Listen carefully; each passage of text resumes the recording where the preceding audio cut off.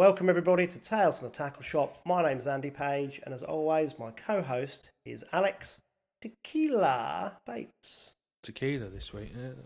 Don't mind a bit of tequila. That's your favourite tipple, isn't it? Yeah, it's better than Jaeger bombs. Yeah, I do prefer that. But yeah, I'm alright, Andy, thank you. You eat the worm? No. Oh. No. I like a bit of lime and salt. I don't mind a bit of that, it's alright, but after 3 you can't taste it anyway, can you? So it don't make no difference. Well, our special guest, who will be unravelled in a minute, was, given the secrets away of you. Yeah. In Casano's New Year's Eve with the tequila. Yeah. He's a bit of a drinker, old Cheesy Bob. We were keeping bit of a reputation. Keeping that secret then for the sorry. grand unravelling, but it doesn't matter. Right, have you had a good week? Yes, mate. Yeah, it's been a good week. We've had obviously this week the announcement for the Tackle and Baits team, sponsored by Daiwa. So that all went public. Wasn't it? You're a comedian, aren't you? I don't even know if Shakespeare still exists today. I don't know, but probably in your world they probably do in pike fishing. You probably still got a Shakespeare Omni rod or something like that. Probably still using it, aren't you?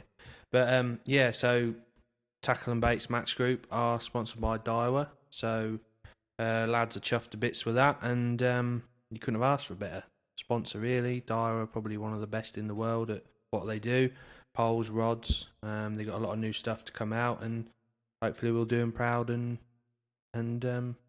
show off to the public, all the new products, and hopefully have an input in the Advantage ground bait range, which is a small range now, but I think is expanding in the future. So yeah, all good, mate, really. Yeah, well, joking apart, that's fantastic, isn't it, to get sponsorship from a company like that? Yes, yeah. Yeah, they are huge worldwide.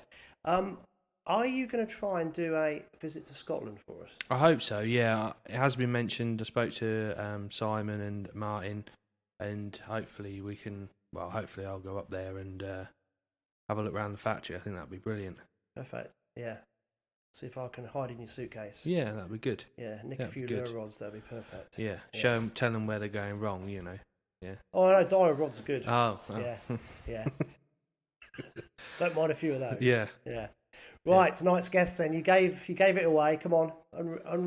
So tonight's guest, he's a March legend. He's been in charge or controlling the March Opens for as long as I can ever remember. So hopefully we'll dig into his memories of a few stories from matches in the past. But so tonight's guest is Cheesy Bob Fitzjohn. Good evening, Bob. Good evening. So obviously we pick a venue monthly, and because Bob's on, we feel it's appropriate to the old Nene at March. So, and also we forgot last week. And that as well. But yeah, and we was waiting for Bob as well. Oh, of course, we were waiting for Bob. Yeah. So, Bob, if you can just go through how you started fishing and how you got into running the March Opens. Right.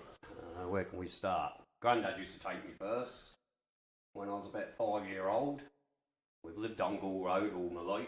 Yeah. And we used to just walk across the field and straight out, onto the riverbank.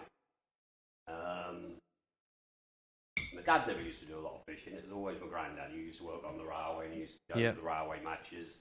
I used to go tag along and sit with him and that. He also used to be a member of the Working Men's Club, them days, March Working Men's Club. And they did have a junior section, and that's when we all started sort of match fishing. There used to be me, Steve Moore, Tim Fulcher, several of us. Well, there used to be perhaps 20 kids them days fishing alongside the adults, and there'd perhaps be 50 of them, but they'd have the junior matches, and that's really when it started. So that's sort of... Were they on Mondays, Bob, the junior matches, or...? No, these were all Sundays. So they used to join in with the...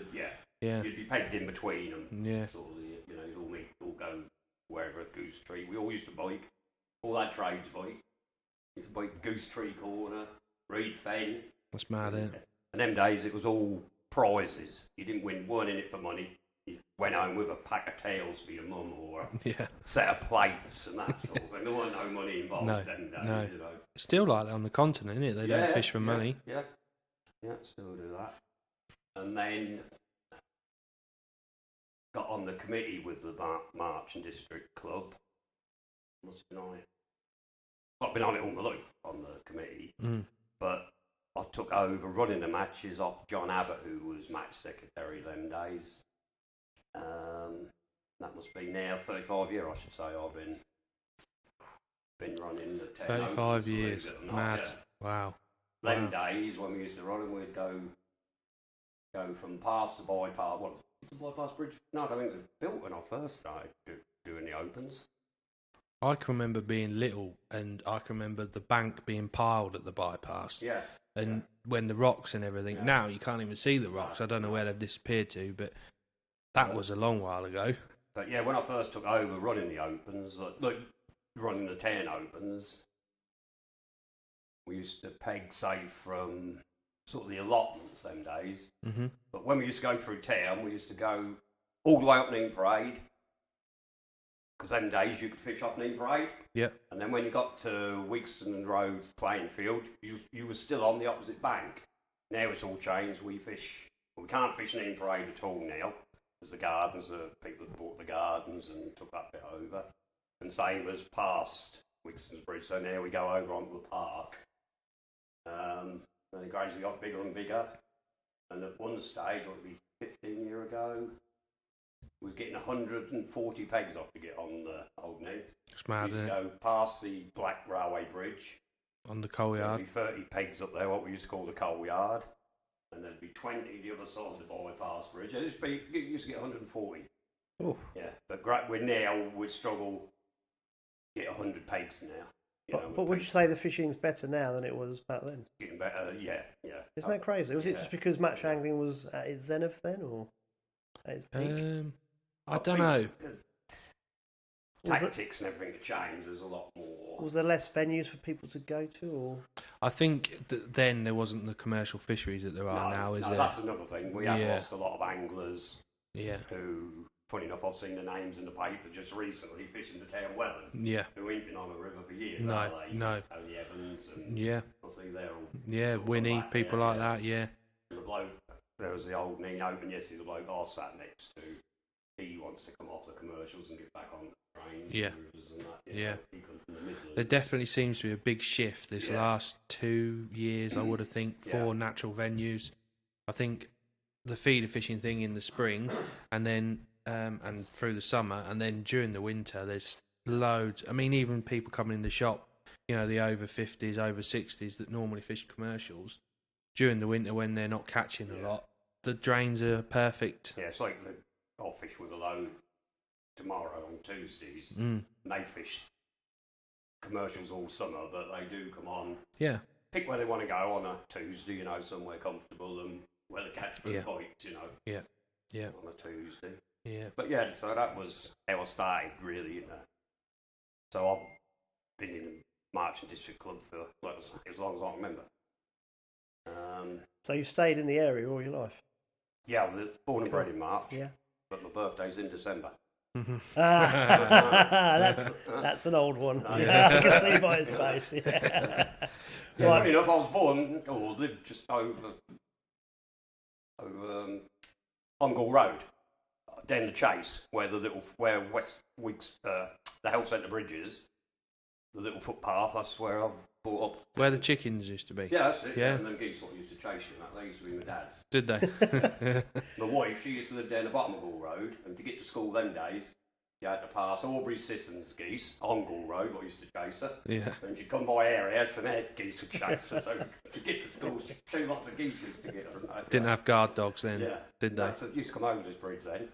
But that must have been before the bypass, because I used to live right down the bottom Gall Road, they did. And it was only the one, the one bypass thing, because there was the only one road. Yeah. They would have come up the bypass and up West End. But, so I was fishing well before that built, Good old days. Yeah, when you used to get down the bottom of West End and go down what used to be called Free Fishers. That's what they used to call where the marina is now. Yeah. Same as the bloke who owned the marina. I mean, he's dead now, Charlie Fox. Where I used to live on Gall Road, he used to live opposite me.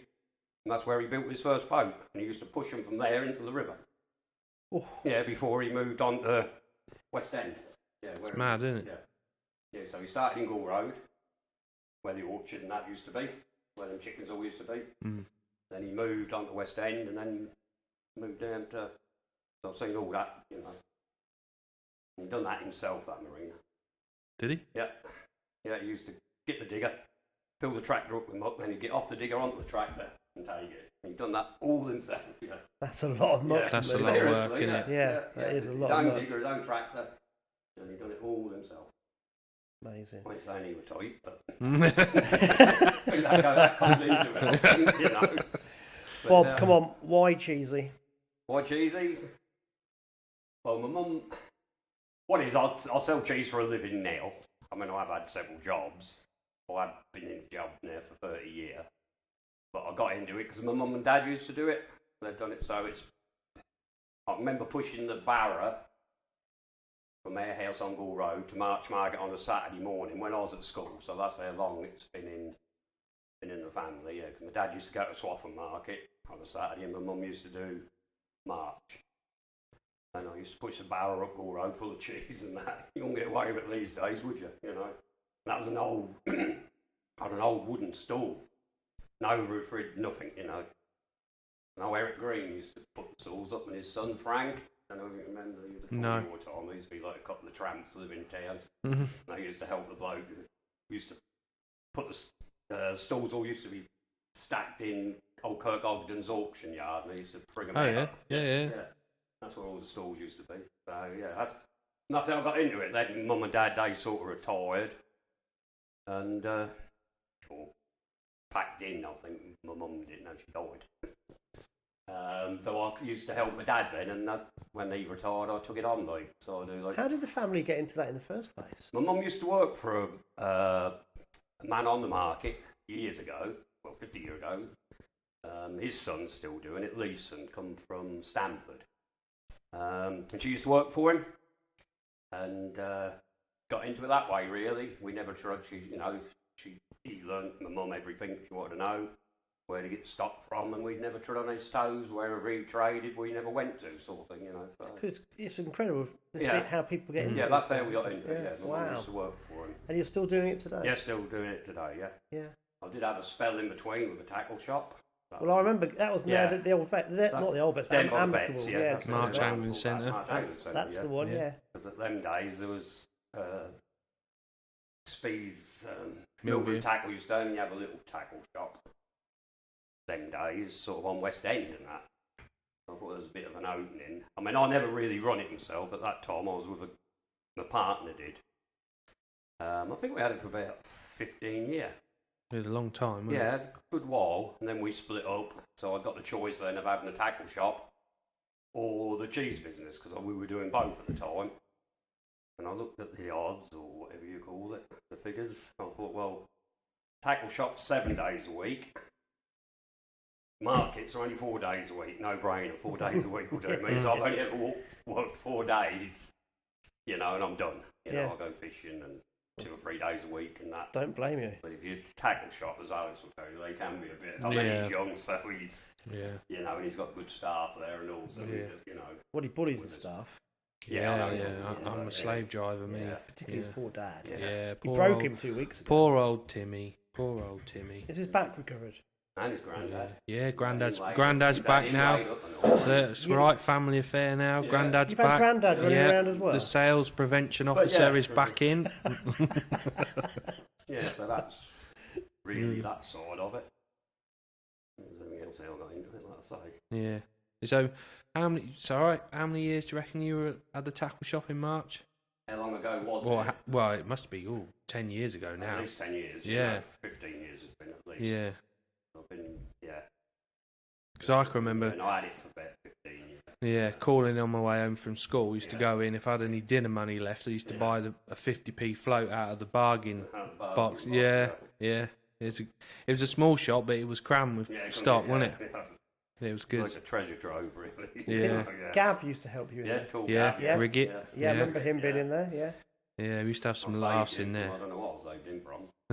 And I found him one day fishing 10, 20 foot.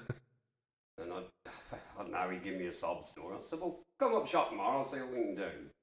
And give him a job that day. I sacked him, I don't know how many times, but he still come back the next day. Honestly. Yeah, and then I moved him in with my brother because he was homeless. And he stayed there until he killed my brother off, I reckon. He rang me up one morning and said, Bob? I said, yeah. He said, I think your brother's dead. I said, what do you mean dead? He said, well, he ain't moving. So I had to go around. He was there because he had been ill. So, yeah. He did have a heart problem, honestly. Yeah. Oh, he's a character. So my brother died at 48, my mum died at 48. When I got to 49, I had the biggest party you ever know. We've partied ever. Honestly, yeah. That's every Friday, every every Saturday night, Sunday night, Monday night. Yeah. Made up for it since, yeah. Joking aside, I don't know. Yeah. But yeah, Gavin worked for us. Yeah. He still does a bit of fishing and that. Yeah. Yeah. Well, I saw him when we went to the Station Hotel, just briefly. That Yeah, he did fish that just one, before didn't Christmas. he? Yeah. I went, Yeah, he did. that's Gav. I Mm. remember him from years ago. Yeah. Yeah. No, he didn't fish. He just come down with his. That's for the Christmas one. Yeah, That was for the Christmas one. Yeah. Is Yeah. that the one when? Yeah, you come down for that one. The one that- No, the one before. Oh, he The fished one that you one, won, didn't Yeah, he Alex. did, yeah, I yeah. saw him in the bar. Yeah, he he did fish that one. yeah. Just I think he fleeting. won his section by about 15 defaults, Yeah. didn't he? Because he was the only one left or something. Yeah. He didn't do as well this weekend, did he? No. Did you see what happened to him Saturday? No. He went to Whittlesey club match on 20 foot. Right. Andy Lawrence beat him off the next peg. Well, I did text him about he's it. been baptised then, isn't he? Yeah, Eh? he does. Yeah. Andy Yeah. Lawrence beat you. Poor old Andy. He's good old boy. He's solid. Turns up Yeah. every match and that. He's- but He's brilliant. Yeah. He's one of them anglers that everyone knows, isn't Yeah. he? Yeah. Everyone knows Yeah. Andy. But yeah, I can remember doing my work experience 2 weeks at your shop. Yeah. It was the best thing. I used to bike there. Gav used to have fish and chips for lunch every single day. Yeah. Yeah. Tuesdays was closed. We Yeah. went fishing on a Tuesday, Yeah. didn't we? That is brilliant. Probably good why job. I got a tackle shop now. I don't know, but yeah, it was a laugh, wasn't it? We used to sit there having a cup of tea and I all think the, if I'd known what I know now, he would have started off in March, I think, because yeah, I sold mine to one bloke, just quite cheap, just to get rid of all. I didn't want no sale, no nothing. I sold him lock, stock and barrel, and he took it. And of course, 2 weeks later, I'm talking to his granddad, why didn't you tell us? He said, yeah, I would have brought that for out, or, yeah. sort of set, because it wasn't no money, it wasn't Yeah. asking anything much for it. No. It set him up, but as it happens, he's got where he is anyway, so. But your tackle shop, Cheesy, was had the proper smells of a tackle shop, didn't it? You know? Yeah, because we've done a bit of pet food in there. and Yeah, everything, Well, we yeah. had two dogs in there all the while. That's Yeah, true, little yeah. sausage dogs. Yeah. Used to appear out from underneath the counter, didn't they? Yeah, yeah. I used to love trail pellets. Oh, dogs eat We used to have anything, don't they? Trail pellets in buckets. A lot of dogs do. You surprised me at dogs that used to come in that shop Yeah. and go and smell the trail pellet and eat them. Funny enough, yeah. As a kid, though, whenever you went into a tackle shop, it was like going into a candy store, wasn't it? Mm. And Yeah. I always remember the smells of the maggots and the ground Yeah. bait, and you go in there and go. And then whenever I go into an old-fashioned tackle shop now, you go, "Oh, this is better. This is Yeah. how it should be." Yeah. Yeah. I can remember the brown crumb in brown paper bags. Yeah. You used to get the kids had been in there and put their thumbs through the brown paper bags and brown crumb everywhere. Yeah, everything was weighed up, really. didn't Yeah, it? yeah, I used to make, what do I call it? Bob's super mix. yeah. It was whatever you had left. Like, chug it and stir it up. Cool, like some of that, and then they'll come in the next. Cool, that grandma, you got any more of that? Yeah. You can't remember what you used. Yeah, I got some more. Yeah, Some dog hairs. all the split bags. Yeah. Yeah. Don't give Yeah, Batesy big any thing. ideas. No, Oh, no. God. Bob's super mix, I think it's called. Yeah. Well, like I say, all the way We've back already then, we've already it had was that. We've solid. already had that. It's called the rookery mix. Yeah, that's Yeah, it, it does work. Yeah. Anything goes in it. 15, 20 bags of different ground bait, that'd be a lot. It was Vandenine Vandenine, wasn't it, and really? about 10 bags of census. Yeah. Yeah. Most Sundays, yeah. A bit Most- different most now, times isn't it's it? brown crumb you used, didn't you? Bit different now, isn't Yeah, it? never used anything else but brown crumb or white crumb, really, did you? Yeah. White crumb, brown crumb, trout pellet. That was ground trout pellet. That was big back then, Yeah. wasn't it? Before sort of fish meal ground baits, and now you go in a tackle shop and it's like, where do you start with ground baits? It's a That minefield, isn't it? Yeah. It is a Yeah, minefield. I think we'll probably do a podcast about ground baits because you can Yeah. talk about it forever and What ever was and the ever. black stuff we used to put in ground bait? Very Um, fine. I'm talking a long time ago. We used to put Well, something now it's called Trassix. make it heavy. Oh, lean, you mean? Was it lean? Can't Yeah, remember. soil. Yeah. Yeah, Yeah. you put soil in molehill or anything. Yeah. Like that, you know. Yeah. Well, now it's £4 for a bag of soil. Yeah. Yeah, especially from France. No way. Yeah. Got to be the right one. Got to be the right one. I think in my shop I've probably got about 8 different bags of soil. All do different things. Some are cloudy, some are sticky, some are heavy, some are Them soft. days when I used to have, like he's going about all these, when the average angler would come in that shop on a Friday night, he'd have a pint of maggots and some brown crumb. That would be his bait for the weekend. Yeah. Not even pinkies or anything, really, No. you know. No. Yeah, it's just a pint of maggots, red maggots or something, bronze or something them days. And just a bag of brown and white crumb. There wouldn't be no artificial baits or anything like that, you know. They'd all have their own little methods, perhaps put sugar in it or Bit of molasses. and things like that. But Bit of aniseed. yeah, that's it. Always little bottles of that. Garlic. There was garlic. Yeah, all they all used to do their own thing then, days, and it just got, Yeah. you know, what it's big business now, isn't it? Yeah. Brown baits and what have you. Huge. Happy Huge. days though, Bob. Yeah. The tackle shop. Yeah. How are you managing? Well, I suppose your ex-partner was running the tackle shop and you doing the cheese stall. Yeah. God, it's busy. Yeah, that's it. Yeah. Wow. When did you have time to go to the pub? Them days, Yeah. not a lot then. Not a lot. Just on a Monday night. Mind you've seen them take me some Sunday mornings. You know yeah. I've been there on the Saturday. Yeah. I think there's once or twice I shouldn't have drifted to the match, but we have done. Leave that quiet. I can remember you. When I always fish better when I've had a few drinks the next morning. there's a lot to be said about that. There is you a lot to be. You don't. When you get there, you just think, oh, I don't feel like this, and you just set one rig up, and You don't complicate it, do you? that's it. You don't complicate things. No. You know, No. you don't feel too good. If you know, ask just- many match anglers, their best Yeah. matches have been where they're well, they've had not a little feeling bit of too hangover right. or Yeah. something, Yeah. Yeah, I don't get what you say. Yeah. It definitely helps. So then we had, let's say that was how I got into it, was shop and that. And the rest is, I don't know really.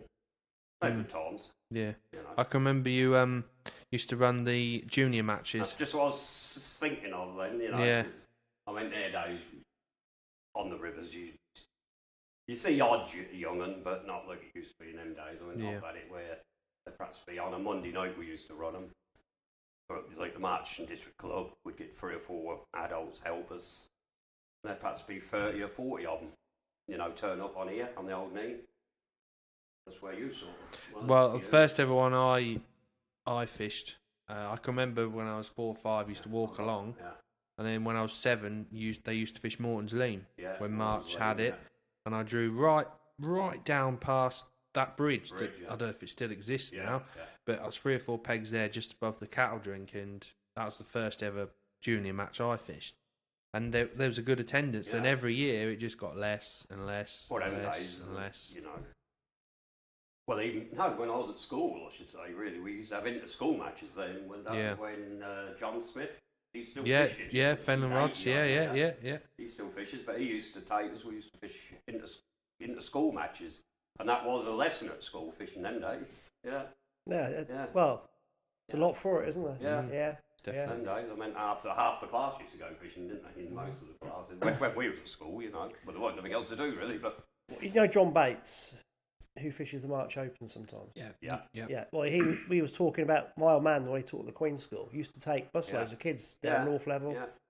and We used to fish against St Ives, the St Yeah. Ives school, and yeah, so, like I say, they used to be in a club, sort of school matches and that. the Queen's School even had teams in the nationals, the that's junior it. nationals. Yeah, it was awesome, but it's all kind of gone Yeah, with yeah, yeah, you know. child protection. But and no, that look, yeah, stuff. that's it. Yeah, I mean, Yeah. them days we just take kids and That's how you learn, isn't it? obviously you, Dan Hall, and then he went on to fish for England, didn't he? Yeah. Did the junior. And Yeah. the 2 of them. There weren't many of you left what we used to go them days, is there? No. There's I only can a remember handful of you the now. only time we could, me and Johnny Beavis, Yeah. who was the same age as me, the only time we could fish a national is if you went under cams of Isle of Ely, didn't we? That's it, yeah. I don't know how that come about, and then we used to get whoever we could find, didn't we, to make up a team so we could fish it. Yeah. But yeah, it was good times. I think my brother even fished a couple of them, but Mm. he's got no interest in fishing whatsoever now. But Well, when I was a nipper, Peterborough had a very strong junior section. Yeah. They asked me to fish for them. Yeah. So I just went down up to Lancaster with them. Didn't know any of them. Mm. We stayed at the university over the weekend to fish the Lancaster Canal and the Junior National. But you couldn't do that now, could you? No. I just got all my stuff together. Dad dropped me off somewhere in Peterborough, and off I went with a whole bunch of people I didn't know. Yeah. Well, that's the good thing about fishing. It is very sociable, isn't it? Yeah. Team fishing. Yeah. And we got all these into it really. Well, they had fish before this March got them into it. We used to have them laugh.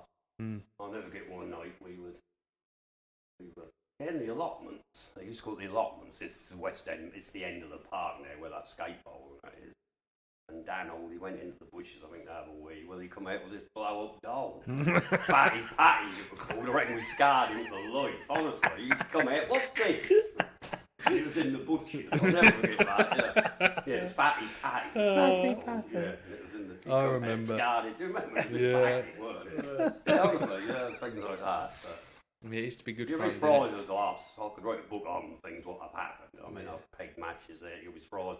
What I fed in the river one morning. I was just up by Hellsetter Bridge, and there's a mobility scooter tipped in, in the river. I thought, oh my God, what if somebody was on it?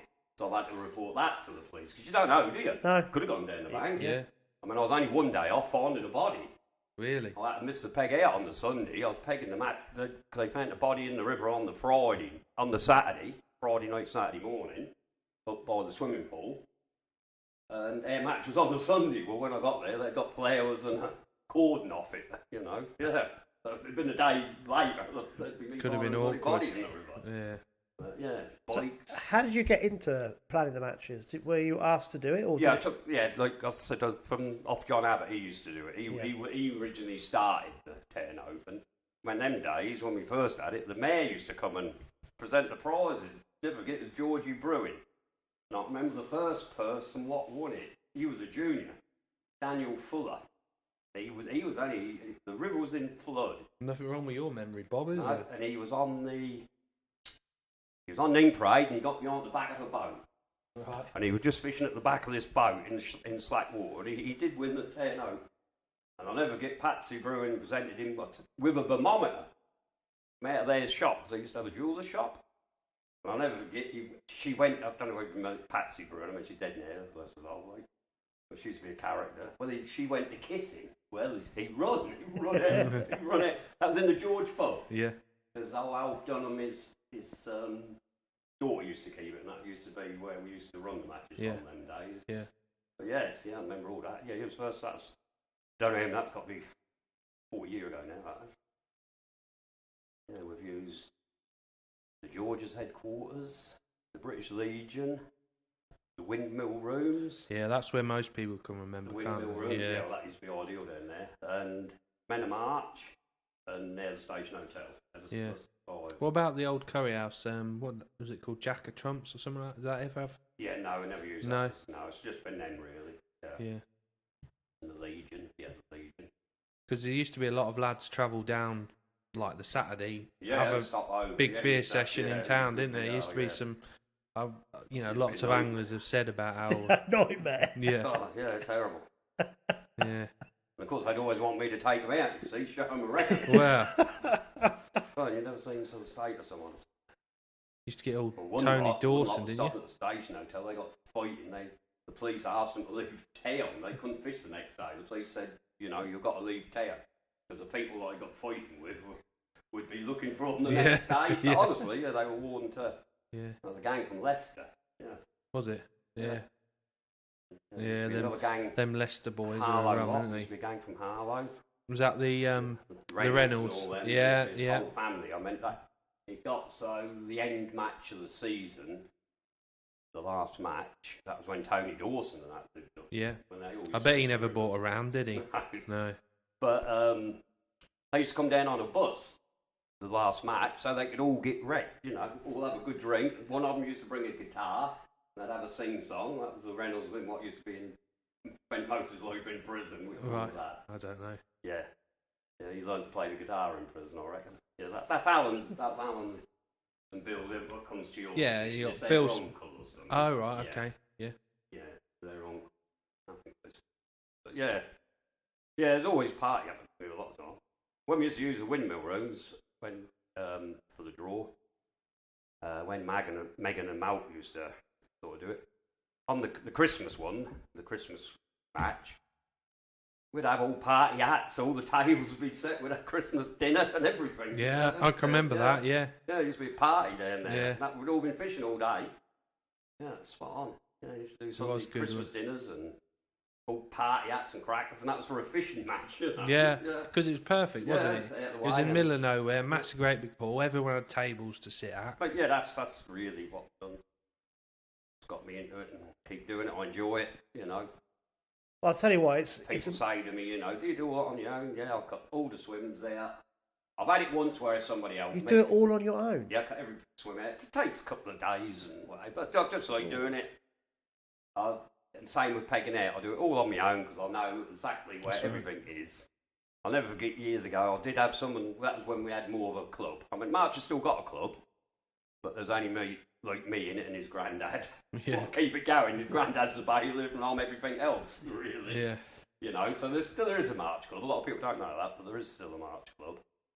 And we're members of the National Federation of Anglers and everything, but that keeps us going. But I'll never get this one Sunday morning, this bloke said, I'll help you. I said, all right, meet me at Health Centre Bridge. Mm-hmm. I'll go one way, you go the other. So I've given him pegs 1 to 50, and I've had 50 to 100, say. I'll peg mine at 51, 52, going towards the bypass. He's only put peg 1 down at the Health Centre Bridge. so you've got peg 50 next to peg 1. So he pegged his back to front. He doesn't run the Hayjack League, does he? No, don't run that. That was Oh, Kevin Pearce. He used to live down West End. In them new houses, he used to be. And he used to be work at Ladbrokes, dealing with the money and things like that. But it's gospel truth. You know, we met here. He went one way, I went the other. I've done it right. I've gone 50, 49. So what did you have to do then? What did you have to just leave it as it was, or? Yeah, just leave it as it was. So everyone was turning up Yeah. where they thought Yeah. peg 1 was, and it's peg 50. Yeah. Honestly, Oh, yeah. that's a nightmare. Yeah.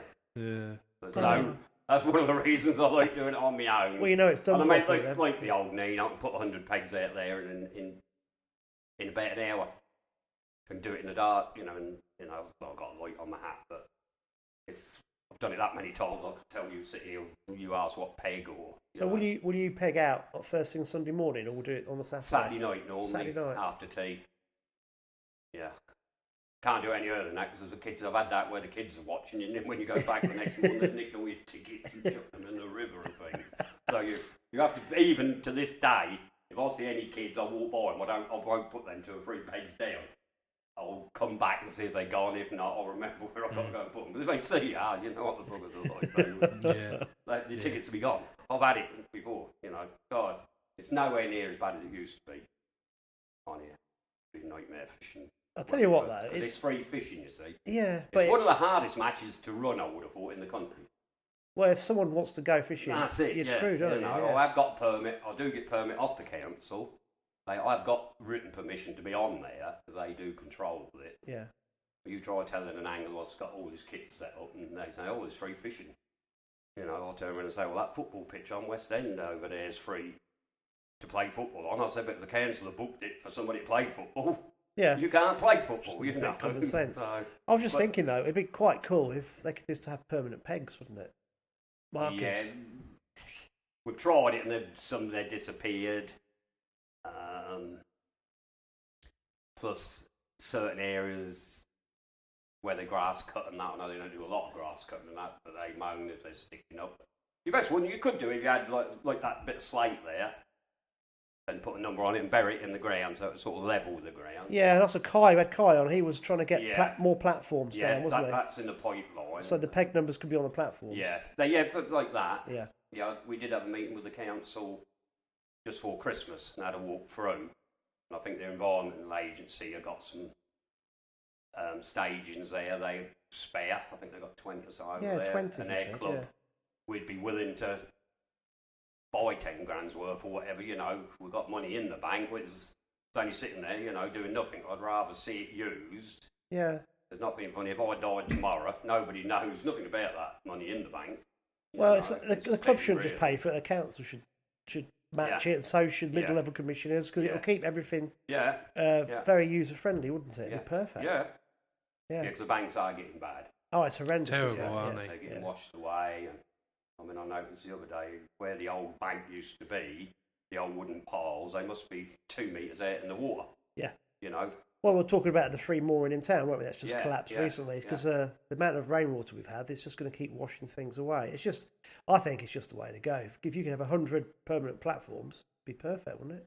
It would, but I can't see it happening. No, not all that. A lot of the time people say, "Oh, that peg's real tight" or whatever, but it's over the years. Gradually, anglers have come down. And if you and your mates fishing, you're not going to sit 4 miles down the river. You're going to sit quite, sociable and sit tight. And then the next guy goes and sits in that peg. And over the years, there's just these pegs have been formed.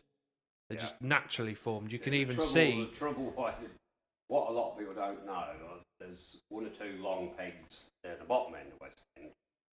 Well, years ago, I've always got on with everybody to keep the peace. Well, there's a couple of places down here, they sort of begged me or whatever, don't put a peg here, you know what I mean?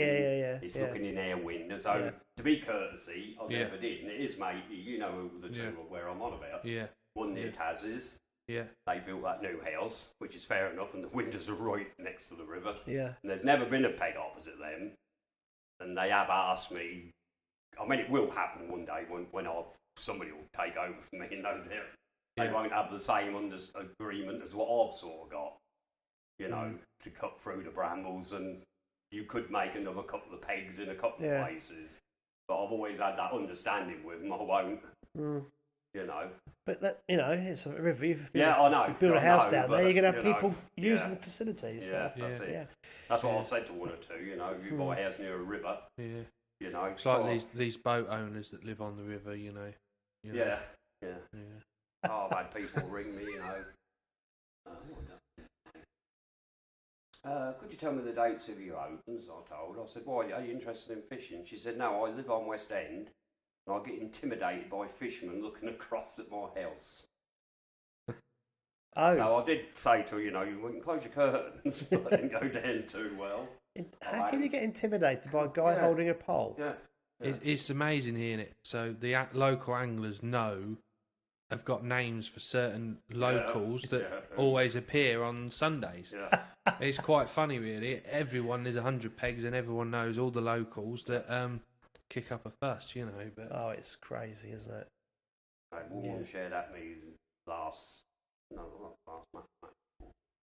Are you in charge of this match? I went, yes, sort of. Why? She said, come and have a look at this mess in this peg here, what this fisherman's left. So I've gone up there, oh, here we go.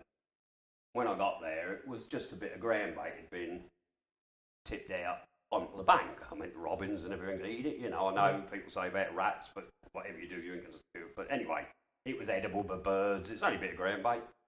She went, yes, she said, my dog eats that and it makes him bad. I think, well, keep your dog on a lead. He won't get down the bank to eat it. Last year I saw a dog charging through an angler's pole. What's it called? Where the poles are behind him. Yeah. Pole roost and that. It smashed 3 in half. Yeah. It's unbelievable. Several. It's interesting you say about that though, Cheesy Bob. What would these residents say if they knew about the human waste that the people on the boats were throwing into the river? Yeah. It's because they haven't got a clue, have they, what's going in there? No. I mean, I pegged out one Sunday morning. Funny enough, it was not far from where we are now. And I thought, what's that? And the whole river half the river was white. And what it was, whoever was living on this boat just had a bath or something, or a shower, and everything was coming straight out into the river. Full white it was. Yeah. And as it was flowing down, it sort of made and I thought, well, where's that coming from? When I got there, it was coming out of a boat. Some of these boats, what they live on, you never see them move. No, so where do they put their waste? They don't use the... They don't go up to the end to use the washout very much, do they? No. Not them. It's going straight over the side into the river. Terrible. It does make you wonder. And people that have gardens back onto there, they cut the grass, cut the trees, and they chuck it straight in the river. And you think, what's that all about? I mean, it's snaggy enough as it is with with the middle level cutting trees down and reed coming down, and people don't realise what goes in the river. I mean, there's I see somebody who lives on West End. Got dogs running about in the garden. I've seen him with a shovel. I've shouted at him, I've seen him with a shovel, just pick it up on the shovel and flick it in the river. Yeah, dog mess. Yeah. Terrible. Yeah, so, and they'll complain about a bit of ground bait. Yeah. It's like, my lord. God, another phone call I had.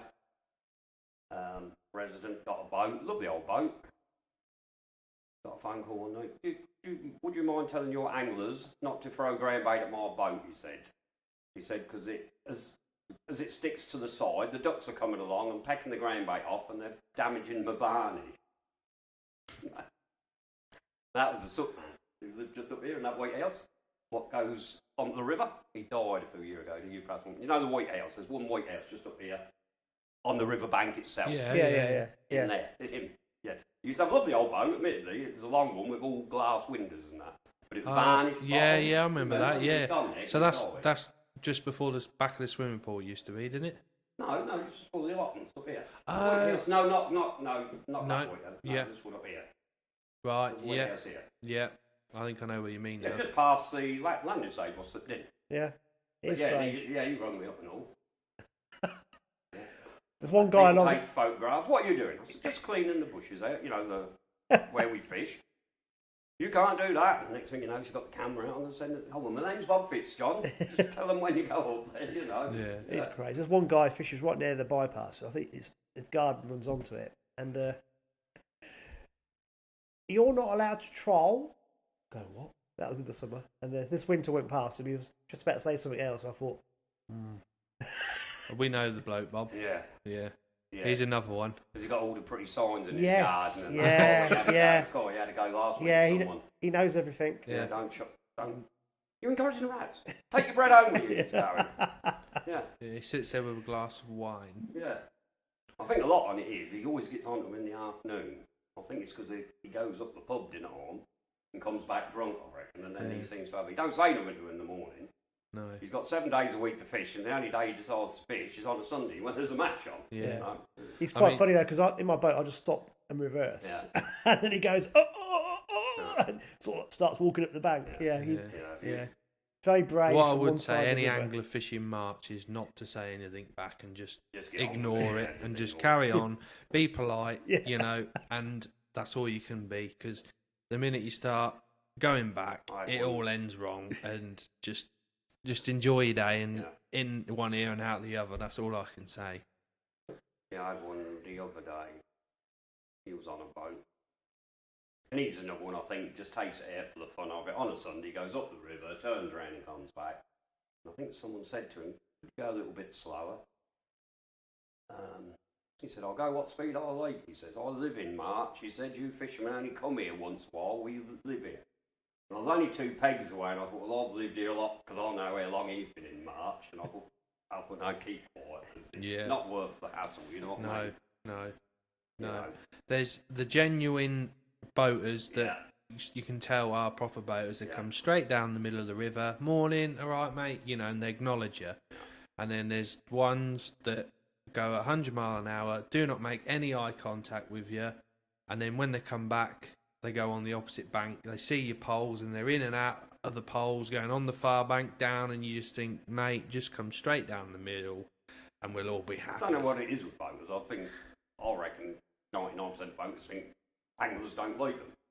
Because they'll go down the river and they'll be facing one way, opposite you, so they ain't looking at you. And then when they come back, they're still sitting looking that way. Yeah. I'll make an effort, go, morning, and they look at you gone out, honestly. Yeah. Yeah. That's a boater. Yeah, he's He's phoning. But no, we've never got nothing. Boats, I think boats have been good on here. Well, to be honest, the boats... Yeah, I mean, like over Christmas, we had a bit of rain before Christmas. Me and my dad went for our annual Boxing Day head-to-head, and it was running and gin clear. Yeah. And I said to Dad, that don't make sense. Why is it gin clear? And then it just twigged. Yeah, no boats have moved over the Christmas 2 days, and it's run clear. And I think it's kept the river clear as well. Yeah. Now I think this river's as deep as it's ever been. honestly. Yeah. I know it sounds daft, but there's not that weed on the bottom, or No. there's a lovely channel through the middle. There is, yeah. You get cabbages and stuff like that, but in the side where it's shallow, but through the middle it's pretty clear with these. I think it's a boat. yeah. Plus, There is a lot of boat traffic now, isn't there? In the summer. And from my point of view, it's, I don't hit shopping trolleys anymore. No. Oh, God. If you want to go to Factory Bank, then there's about 8 in one peg. Poor old Keith keeps taking them back to Tesco's and they keep chucking them in the river. But the majority of the boats are pretty good and they do keep it clear, like you said. Yeah. So, but we'll see. The other thing with the boats is in the summer, the rest of the drains are gin clear. And through the town, it's always coloured. It encourages more fish in, which maybe in the winter means there's more fish for us to catch. I don't know. Who knows? Who knows? We better crack on with the venue because Cheesy Bob has got a darts match tonight. Yes. Yeah, I heard he's pretty good at darts. Yeah. Yeah, so, March. Are you going to start at one end, are you? Yeah, we'll start at what we known as the coal yard end, which nowadays, Bob, we don't fish anywhere near the coal yard, do we? We've sort of lost a few pegs there, and I don't know what we call that, really. Well, I know it as waterside end or just low numbers, isn't it? Yeah. Yeah, so parking for that is down Swallow Way, and you've managed to secure a little area where we're not sort of blocking the locals in, are we? Yeah, we can park on the park down there, but this year it's been that wet, we haven't been able to. Yeah. I mean, you haven't been able to park anywhere this year off the road. No. It's like up the bypass, going back that in. We didn't use the bypass this winter because it's been that wet. It's been terrible, isn't it? Normally we have 20 pegs up there, but anyway, getting back to this end, we've got a little bit there. The council are agreeing we can use. It's a bit of the riverbank really, but it's like a park in it. Yeah. So it's on the end of Wigston's playing field, isn't it? And you go in Swallow Way, down one of the roads, and there's a cordoned off bit where we park. But this year it has been too wet, so I put cones up around the estate, certain areas so they don't block people's gateways, and it's gone well. We ain't had no. That's the key thing, really. It's keeping residents happy, because we used to get 1 or 2 complaints down that end. Because I mean, some people will park anyway. At some 8 o'clock in the morning, Sunday morning, you don't want people banging doors and swearing and stuff like that. It ain't really fair. We've got to sort of, as anglers, we've got to be a bit more. And what it was, there was one certain road, I don't think which one it's called now. They only live on one side on it, and this side we used to park. But it's not a very wide road, so the people who had parked in their driveways couldn't get out onto the road, really, So we put cones along there, and it's worked out well since. And we've never had complaints that end. That's what I say, the low numbers, peg 1. But also, if you get guys that keep coming back to the same guys keep coming back, they're going to learn, aren't they? Just I was just going to say that as we were talking about that. If there's 100 there, 100 of them have fished here before, so usually I'll never get anybody ask me how to get Harvey. No. Might do in a couple of weeks when they have the final, because there'll be some from away who's never been here. Yeah. But 99% of them, no. No one ever sort of sits there in the morning, where's this, or where do I get a lot of anglers just ask the other anglers, don't they? But and I think they've now got postcodes. And so if I was to fish the Open and I was a newbie, yeah. So you use the station hotel to do the draw. Yeah. Do you have a map on the wall that shows where to park? Yeah. Oh, right, cool. Yeah. Yeah, it shows you all where the peg numbers are. And perhaps if map of the road, where you get all postcodes. And like it says, most of the anglers will help you anyway. I'll very often say, well, he's now going that way, follow him, or, you know. All right, so, that's the same, that end sorted out, isn't it? Yeah. Cool. Yeah. So did fish the hardest yesterday in the Open on Sunday, didn't it? Mm. Well, that was throwing up some big weights before Christmas, wasn't it? Yeah. It's always been consistent, hasn't it? I mean, there was a lot of fish there yesterday, I was saying, but they were really small. Yeah, it was like that when we went boxing day. I think Peg 7 had 19 pounds. Yeah, I think skimmers. Yeah, that's what you got down there. I mean, there's a few pegs where, with a bit of room, we'll catch skimmers, and the rest are small roach, and that Peg 1's hard to beat, isn't it? Yeah, I didn't get drawn yesterday. It weren't drawn? No, and funny enough, yesterday I pulled Peg 8 out. Yeah. I didn't need it in, yeah, because there's 1 or 2 cancelled. Yeah. So that left 7 and 9 in. It's normally they're the 3 close pegs. So yeah. If I can pull certain pegs to make it a bit fairer, like yesterday I pulled that Peg 8 out, because there was one or two who rung me who couldn't make it, so I knew I'd got a peg or two to play with, so then I can pull them, and it made, like I say, made that fair. Because we won't mention the clock tower then. Clock tower. No. Well, I did say that is where the winner would come just from. asked Aaron Ogden. He's drawn there every week, isn't he? He's unbelievable. Well, let's go back to the... He even knows the geese by name now. Let's go back to the coal yard, because I'm going to ask you two how you would both approach it. Each section. So, should we go from the railway bridge to the disabled platform, or was that too far? Well, you've got another bit there that we call the Narrows. Well, let's go railway bridge to Narrows. Yeah. How many pegs are we talking about? 20? 14. Yeah. Cheesy Bob knows exactly. Right. 14 to the end of the Narrows. Bob, you go first. If you were to draw in that section, how would you attack it? I know how to attack it. I'm not asking. Chop worm. I'm not. What? I haven't. I wouldn't perhaps now, but the first match of the season I did, where I drew, because can be big fish down there in October time, but now it's green bait and pinky really. Or if you've got a bit of cover over a boat or something, it'd be hemp, But peg one's normally the winning peg down there. That's got a boat opposite, plus your end peg, so you've got several options there. As you move up the river, I'd want to be somewhere around 7 or 8. That's normally where the skimmers are. Yeah. Yesterday, pegs 1 to 5. I meant £8 won the section. It was the worst section on the river. So how would you go about targeting these skimmers? What would you do? Anything different? Not really. Put a bit of worm on. A bit of worm in the ground bait, perhaps. Would you just use the tip end of a worm? Yeah, real tiny bit. Yeah. Baits, but they will take ground bait and pinky anyway. Do you know what I mean? There was nice skimmers caught yesterday. Alex, what would you do? Well, most of my fishing is team fishing, or in the open match, I'd probably approach it a bit different. But ground bait and pinky for me, definitely, depending on the river conditions. If it's flowing, obviously the Narrows is narrower, and sometimes it's advantage because it is narrow. When it's not flowing, you get a bit of pace, and then when it is flowing, it's a disadvantage because it bombs through there. But that's why I think them skimmers are there, because I think they sit just out of the Narrows in the wide bit there in them pegs when it's flowing, and then when it's not flowing, I think they go into the Narrows and get a bit of flow, and definitely that's why I think they're there anyway. In the Narrows, it's the only sort of section where there's a good reed bed and all. There's reeds. There used to be a few rudd there as well, but you've got depth on the inside, and it shallows up. Well, because it's narrow, it's not too bad a depth across, but there's a few boats starting to creep in there as well. So towards the end of the Narrows, going towards Wigston's, hemp does work, doesn't it? Going towards hemp boat, but a lot on it varies on the time of the year. Yeah. I mean, the first one in October, you can outworm it if you want. You know what I mean? I've had tench out there. Yeah. Bream out there. Yeah, there's all skimmers, sorts. Big perch. Because it's never the 20 foot. Is that where the bigger fish tend to move into, or is it just? I don't know. Never I don't know. No. I don't know. Yeah, I think. Would you use? I mean, for a river like, you never see. We fish this all year. You never get no big bream in their winter matches. But you can come down here in the summer. You can see it's full of bream, isn't it? Full of bream. Yeah. So they move. All warriors, isn't they? Where they've been hit by boats and all sorts. Yeah, they still get them up the wide paths. Yeah. All summer. But even in the winter, you don't get them up there, do you?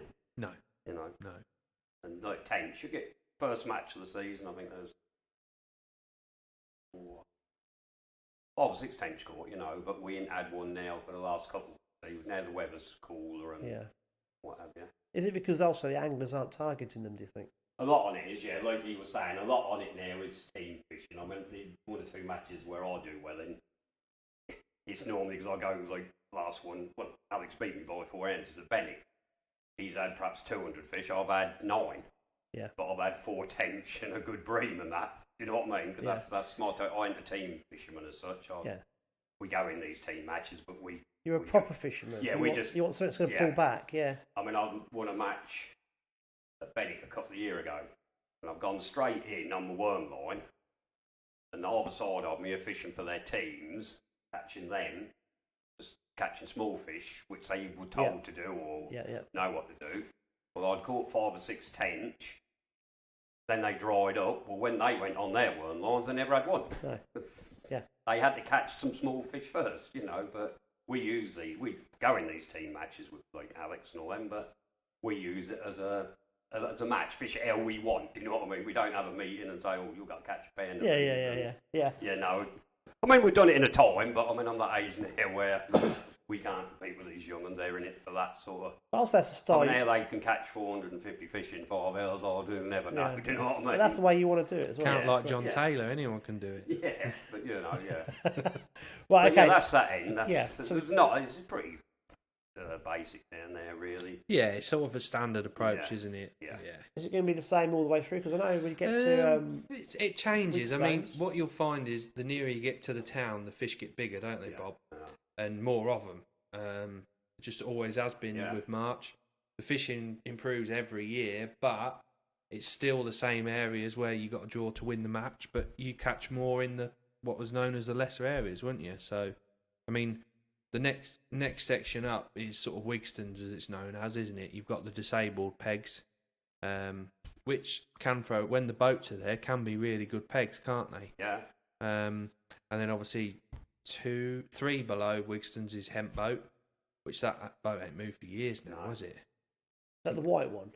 Yeah, white. It's all pebble dash down one side. They call it hemp boat. Yeah, where the hemp keeps getting smashed up against it. But We've probably got another 15 Funny pegs. enough, I was one off it yesterday, but the bloke who sat on it, he didn't fish across the water at all. He had a lovely day. He was from away. He'd never caught so many fish on. I think he fishes canals or something. Yeah. And I think what he caught yesterday in his canal match would have been as much as what they all caught put together. You know, £2 was a good weight for him. He's had £19. He loved it. Again, you know? Yeah. So we're kind of like we're going from the narrows up to what would be your end peg in the matches Which is we go up to Wigston's Bridge. Then you got 5, 6 just round the corner on what we call on the bit of grass. So where would you park for fishing that area? Well, we're lucky there because we can all. How many pegs there is there? They can all park along the side of the recreation again on North Drive. Yep. All on one side, which has never caused any problem down there. As long as you don't park opposite where people are trying to pull out of their driveway. They're pretty good now. Was there talk of perhaps a car park there? Yeah, there's when you come to the end of North Drive, there's a pillar stuck up, and we're on about changing that with the council and putting a lockable one on so we can lay it down, and then they're going to let the cars go. That grass area? On that grass area, not on the playing field side, on the other side. There's a bit of wasteland there. It's all grass and cut. But again, it's got to be dry for the whole, this year. It's a good idea, isn't it? Yeah. Yeah, I think that's the area they're going to put the platforms in, wasn't it? Going back to the platforms, if they do get permit, what we're hoping for the start, starting at the swimming pool and coming to Health Centre Bridge and the same that end, working both ways of Wigston's Bridge. Yeah. So you're somewhere where it's got easy access. It's lethal, isn't it? Along this bit here. Yeah, it'd be nice. It'd be lovely from Health Centre Bridge to the swimming pool would be ideal, to get them started. Plus, you've got easy parking, you see, because you've got the car park somewhere. Hopefully, they don't put them about 12 foot off the water like whoever put the last 2 platforms in. I don't know what they was expecting. I mean, about Kai, he'll be involved. Yeah, he'll sort it. Yeah. Okay, so going back to that area, what are you going to do? Are you going to fish it the same way? Ground bait? You'd probably start at sort of 5 or 6 metres down the middle. A lot of people fish bread, don't they? Breading. I don't think Bread done a lot this last match. I don't think Bread's done a lot at all this year, has it? Yeah, it's been ground baiting. It's one of them if you've got confidence in it, and there is a lot of anglers still fishing it. Look at Nuddy. He still fishes Bread. I mean, it's one of them if you're really confident at it. If you're confident in it, make it work, can't you? Yeah. What about casters, those skimmers? It doesn't really. The problem with casters is it's too slow, isn't it? Yeah. You'll perhaps pick a good fish up.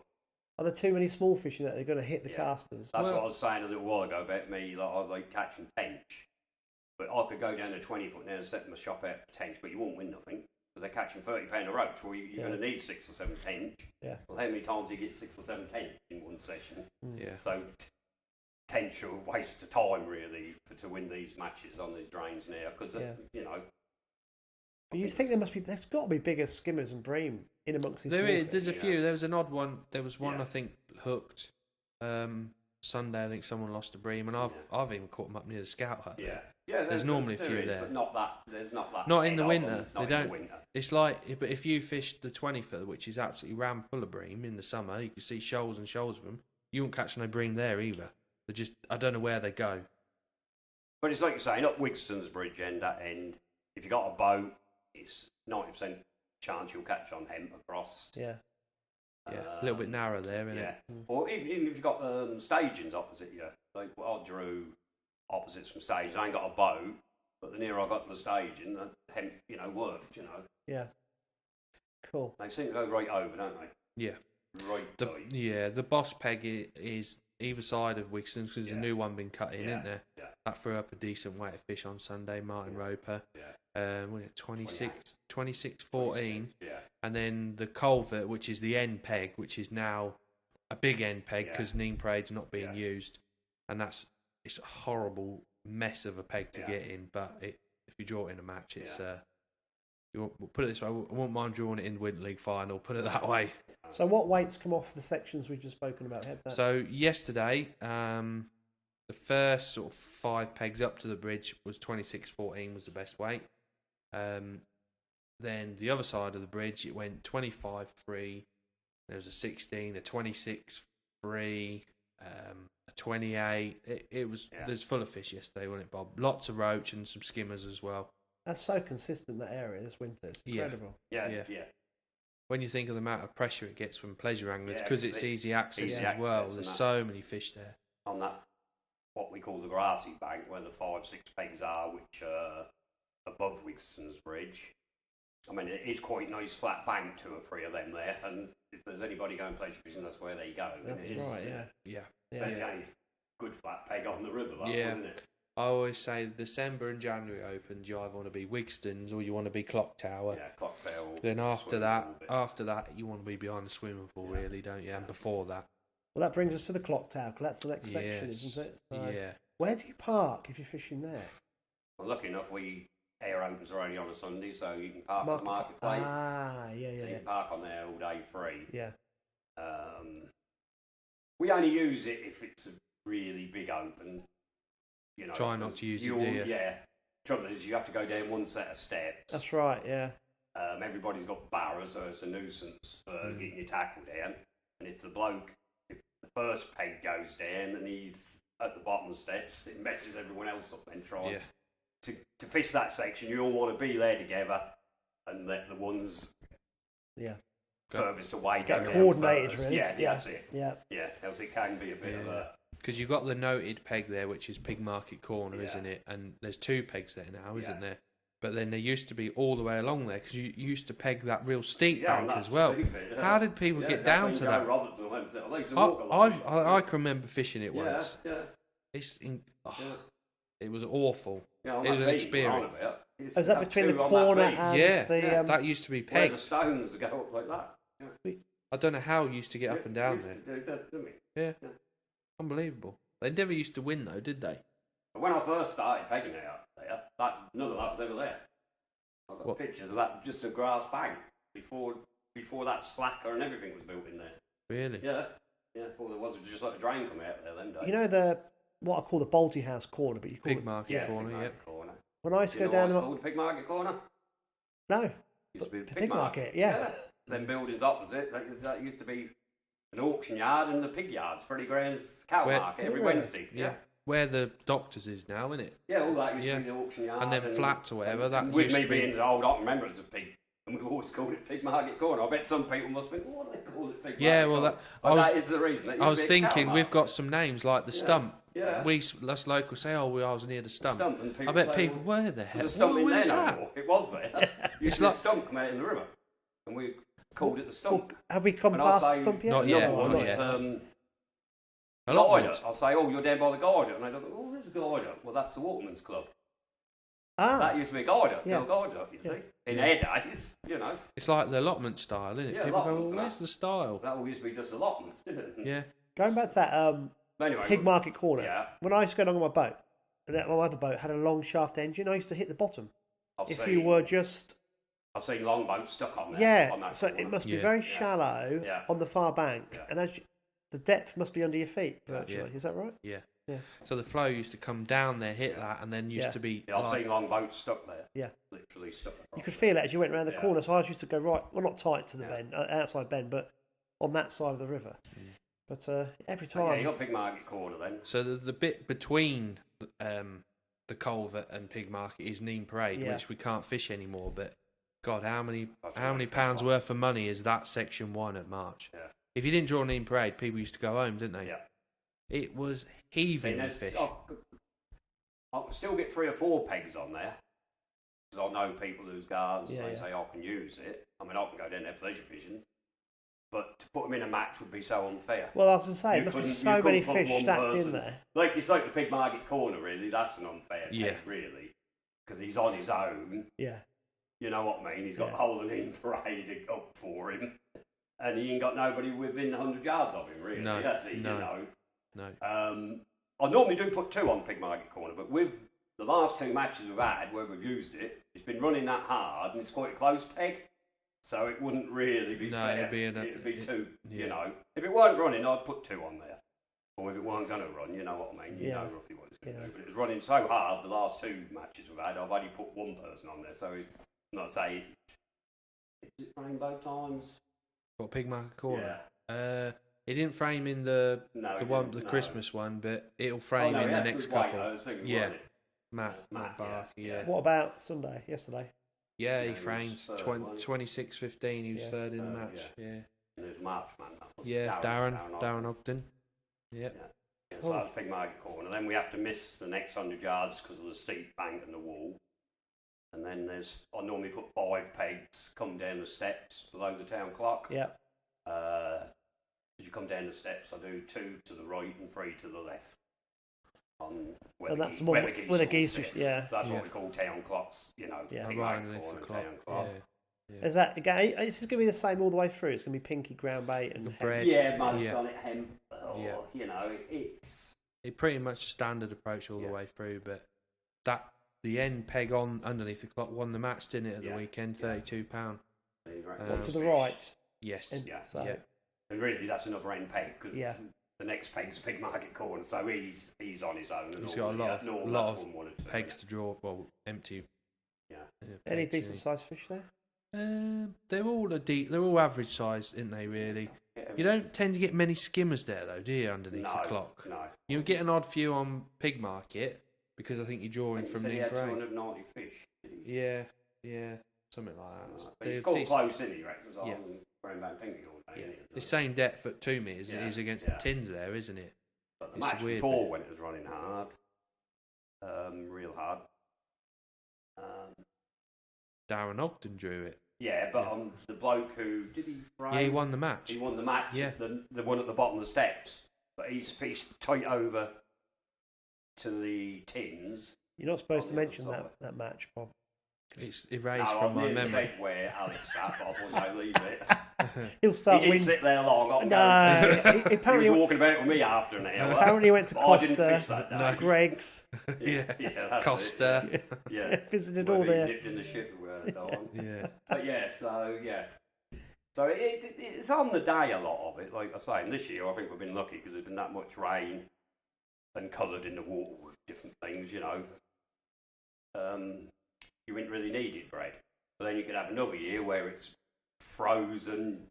I mean, I've fished it where you can stand on the bridge and read a newspaper on the bottom of it's that clear. You can see the fish and all that.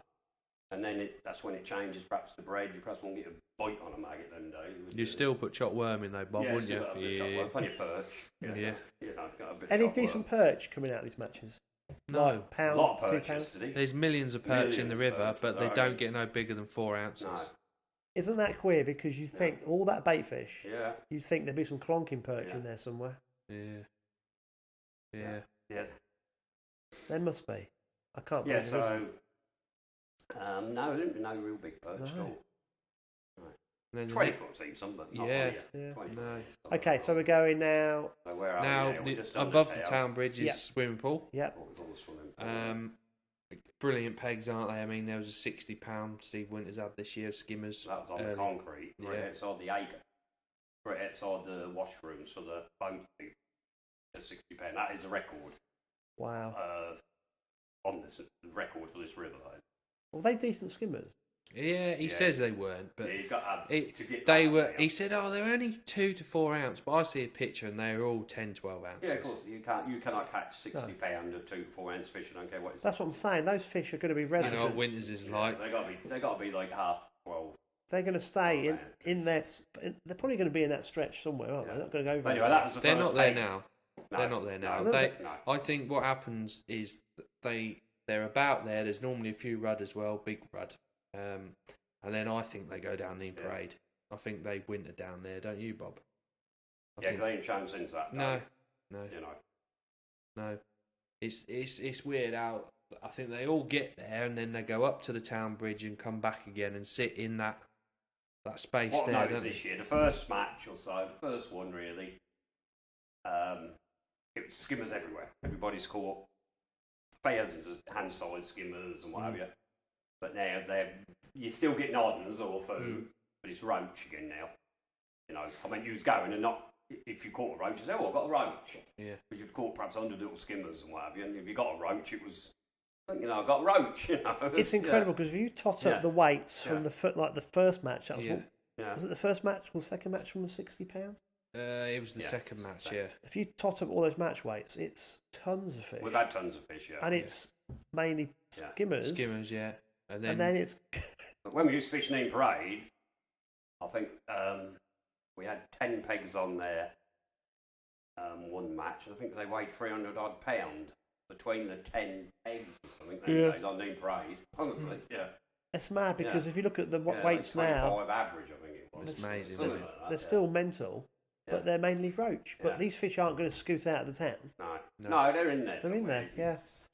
Well, you only have to look at the last March Open. At the last March Open, you hardly catch a roach, do you? It's full of little rudd. And you think, where have the little rudd been all winter? They can't just not been there. They just have the circles, you know, where they move about, do what they, you know. Yeah. You know, plenty there for sharp. I can take you down to 20 foot back in the season, I'll put you on a swim and I'll guarantee you'll catch 10 or 15 tench a session. You go in the summer and sit the same swim, you'll perhaps get 2. So they migrate or do whatever they do, and the same with the fishing here. Yeah. You know, they come in at a certain time and go out at a certain time, you know, I reckon. You know, well, it does. Yeah, it does. If we knew everything, it would be all good, wouldn't we? We would, mate. So we wouldn't go, would we? That's a good job we don't know what they get up to or where they're going to be or what they're going to eat, really. Yeah. Okay. I bet Gunter knows, though. Yeah. So it gets to the swimming pool. You can park in that free car park behind the library. Yes, we'll give them the code for the Cause luckily enough, we're always on a Sunday, you see, so it's never too busy. Yeah. Plus, you've got the City Road car park. Yes. Or the swimming pool car park. Most of them use. That's that peg we're on about where the stump is, and it's the one literally beyond the swimming pool. And there used to be an old big stump stick out in the river.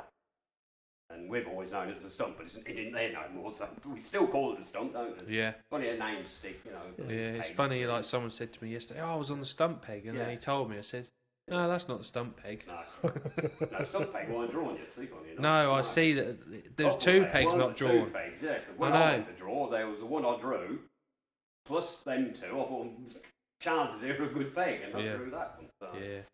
Yeah, sometimes it's like that, isn't it? There's a few anglers didn't go to the peg Sunday either, weren't there? Yeah. Which, March, you're going to have a day's fishing, aren't you? Yeah, that's what I say. I mean, not being funny, you know perhaps what I'm talking about. I mean, the next 2 weights beside him was 22 and 23 or something, you know. Yeah. And he was end peg. There was only 3 of them in his section, wasn't there? Yeah.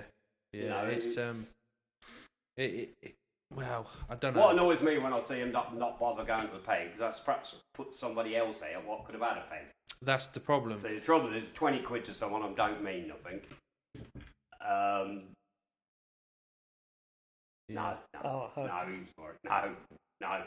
No, it was, and then you see some people going fishing elsewhere and stuff like that. But it gives the person. I mean, we was on about earlier saying about pegs with long gaps and things.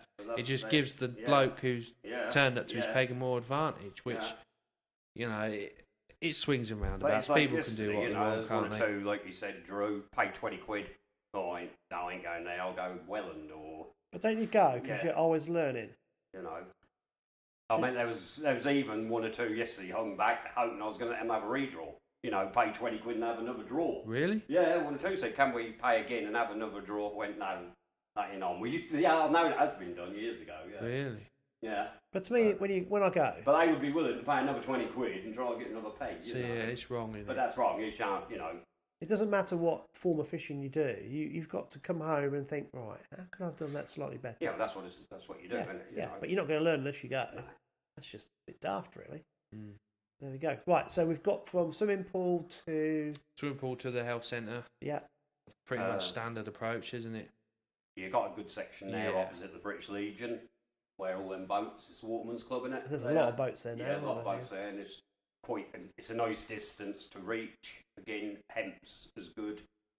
A few skimmers get through there as well. Yeah, it's the only place. It's the only March Open I've ever won. Myself was up there. Was it? A few years ago. Yeah, sat dead opposite the Legion. Yeah, opposite slipway. I think I had then. Yeah.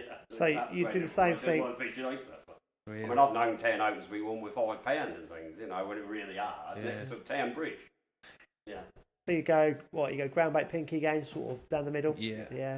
Hemp far side. Yeah, that's it. That's what most of them do on here. It's pretty basic, unless, like you say, you use bread. But 90% of the people approach it is pinky and ground bait, cup of hemp over, and then go over there later on, see if they're there. Or... What amazes me when I go down when it's clear and I go down in my boat, there's not much depth. No, just to the odds catching them in that, you know. And the bottom is covered in leaves and twigs and all sorts. And you think, oh, how do all these fish get stuck in there? But they do. It's crazy. Mm. Yeah, absolutely crazy. But we have residents of March when we're weighing in. Did you catch them out of there? You know, they don't believe there's fish in that river, do they? They just think it's a drain and, at times you get that. Oh, did you catch all them out of there? It is incredible. You know, and some of the remarks here when you're fishing, look at them fishing in there. There's nothing in there to catch, you know, they don't realise what's in there, you know. Don't realise it's the best river in the winter in the country for the last, God knows how many years. Look at you gone out sit there, you know. Yeah. So that's that section up to Wigson's. Up to Health Centre Bridge. And was that a 50 peg so far, would you say? It's not, 51, 52. Yeah. So what weights were we looking at up to there? So 20, there was a 20, Gav had 24 something, didn't he? He caught on the Emp. It's consistent all the way through there. But the last Open there, the top four come from off the boats at the Legion, didn't that's they? It, yeah. All in a row. Yeah. There's a 28. All come together, all that in a row. The Christmas one. Won the section by default. You know, that's it. Fifth in the section, yeah. A lot of fish. But it just shows they move a bit, you know. Because that day the town didn't fish so well, did it? But I know the conditions weren't they, you know. Good, was it? No. It was this time. It was solid this week. Yeah. Not being funny, the peg what Alex sat on when he didn't do any good. I mean, if that had been in yesterday, I didn't quite go that far because of the walking round people. But he'd most probably caught there yesterday. Probably caught a few, wouldn't you? Yeah. I wouldn't say you'd won it from there. You'd have struggled at the start, but then when it fined down, you'd have caught fish a chat. Yeah. And that's what's happened down near the Legion, whether it's, you know, the fish had just dropped down or down into the town or, you know, into the centre. There's definitely more fish there, wasn't there? Oh, yeah. And that's what happens, you know. I think it's really fascinating because as you're talking, I'm just thinking, my pike fishing's been a bit of a disaster the last 5 times I've been. Yeah. But it's because these fish have moved and I've lost track of them a little bit. Yeah. And you've got to just not think you know it all. As soon as you think you've got it sussed, it will bite you in the bum, won't it? Yeah. Definitely. So last week on the 20 foot, I got 20 foot sussed. Come last. I've been down there twice over the holidays. Fish time, I've had a 28 and a 26 band. I thought, right. Don't tell them too much, Bob. Gone in, first 2 put-ins on him. Fair enough. Well, this is going to be a good day. Yeah. Then I struggled the rest of the day. I put a worm line out and had 1 perch on it, you know, thinking, well, no one else has put a worm line out. If there's any tench or skimmers about, I'm going to get them, but backfired on me. But that's life. You live and learn, don't you? Yeah, I know. That's what keeps us going because it's got me. I'm in a quandary at the minute, but my brain's ticking all the time. And once you come out of it, you catch a lot of fish. I catch a good one, you'd be going, that's better. I've got broad shoulders anymore.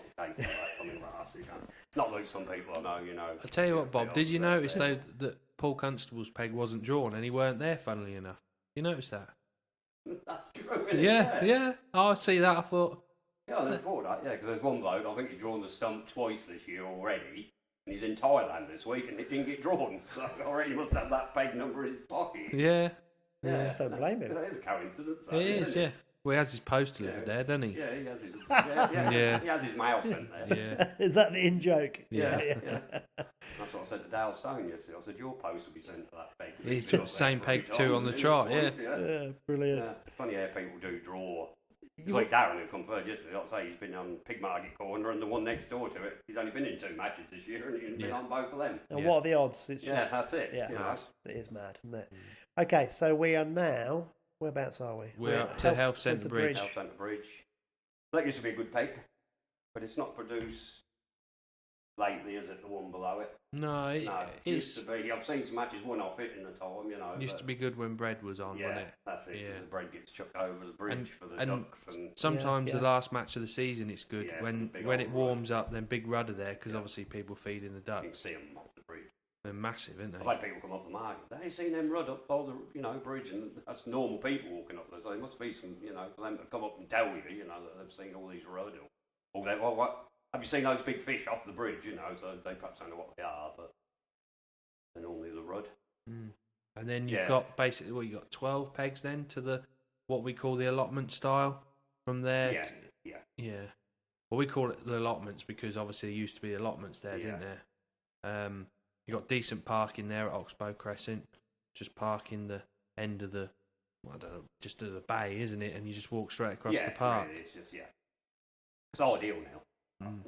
Perfect, isn't it? It's a pity when they build the rest of the houses on West End, they didn't build them with the same design as Oxbow, with the road what goes around like that. Well, they're still finishing off, aren't they? There's still a lot more. They're supposed to be putting a car park up that end according to the council, but the amount of people what take the dogs for a walk along the river bank, it wouldn't hurt to have a car park up there, but we shall see. Any decent weights out yesterday? There was an 18. Yeah, this one is normally the hardest section, isn't it? Yeah. Yeah. I don't think apart from the 1 or 2 above the bridge, I've seen win, but I don't think from the landing stage down to the start, I've never seen a match won on that section. No. I think that's about the only section I haven't seen a match won from. I haven't seen a match, I don't think, since I've been fishing the March Opens that has been won from, when it's a proper town open, when all the pegs are in, I haven't seen a match been won from above Health Centre Bridge. No. I don't think there's ever been one match won. Yeah. There's been good weights up there, but that might be lying. No. Because next to the bypass bridge, you might have won a Christmas match, I think. But other than that, I've never known it to win. And I've seen I have had a couple in my time. I think Ray Malley won one up there where that yellow what stopped the weed. Yeah. It was in flood and he was fishing in that that was a hard day, but it was one. And also the windmill. Yeah. That has won 1 or 2. It's a really good peg now again, isn't it? It's come back. This year it's come back. I think there was another 20 yard off there. Yeah, Steve Hemingway. A few years ago, it did win 1 or 2. Well, it was the dreaded peg a few years ago, wasn't it? And now it's the peg you want. It's a anyway, we'll get to that one in a minute, won't we? Because that's just out of the area we're talking about, isn't it? Yeah. At the moment, we're on from the bridge to what we call the stile or the start of what used to be the allotments. Like I say, the 2 below the bridge, or above it, I should say, the better 2, aren't they? Yes. On this section, say 10. Do you think it's slightly deeper here? No, it gets shallower the nearer the town you get. Yeah, and it's Does it? near the bridge and that, I suppose, Yeah. So it's shallower along this section then? Got a bit of cover with a tree. Yeah, so them 2 pegs normally, they're normally like... They're the boss pegs. Yeah. So you've got 2 I try to get them 2 in that section and not this section, because if not, they would be first and second every time. Yeah, they're boss pegs, aren't they? The banks, sort of from the turning back to the allotment style, are awful, aren't they? They're probably the worst banks on the whole of the river. So you need a platform, and you need a platform for any of the pegs at March, really, apart from the the dollies in the town where you got concrete, and you need a trolley, don't you? Because you've got to walk. So it's if you are going to come to March, you definitely need to put a trolley in, and you definitely need a platform. Yeah, definitely. Without a doubt. I mean, you could get away with a box, couldn't you? But this last couple of years has been. I bought myself a new platform before Christmas. Yeah. Yeah, I've had a good run of platforms in the shop. Still in the van, still in the bag. It's too muddy, I don't use it. I don't want to mess it up. Honestly, got brand new platform. I even started using that box you bought off me 3 years ago. Yeah, I had that in the bedroom for a year before I used it, because I didn't want to get it dirty. Honestly, the platform's still in the bag as it comes. You see, in the good old days, we used to have these little like army spades, and we used to dig out can't do that now. the bank and put your seat box down there. But these platforms are a really good idea. Yeah, they'll come hopefully. Because you can just get everything. It's safe, isn't it? Mm. I can see extend the front legs down, the back legs you can have right up and still be level on the bank, and you've got a real stable platform. Yeah, it's a must-have if you're fishing any of the drains, really, in a platform. But you do need a pair of waders. You definitely need waders. To set your platform up. Oh God, that's the problem. That's the trouble. You jump in by the swimming pool and that, and it comes over top of a pair of wellies. Yeah. You know, so. And what you tend to find on March is where you go in next to the bank, it's soft and deeper there. Yeah. You'd take a foot forward and it's solid. You're back on the old riverbed. Yeah. So it's solid there, just like a step further out than it actually is tight to the bank. And you get all that lovely, smelly, silty, grey. Yeah. Any anglers that are coming down to the fence matches on or where fish he's the well fence. back to go and help the angler next door pull his platform out of the mud. You know, where it's sunk in and he can't, just can't manage it on your own. No. You know, you got their mud feet and they sink and sink and sink by the time the end of the match, you know. And then it's this clay. And you just, you know. You can't get it off your kit, can you? No.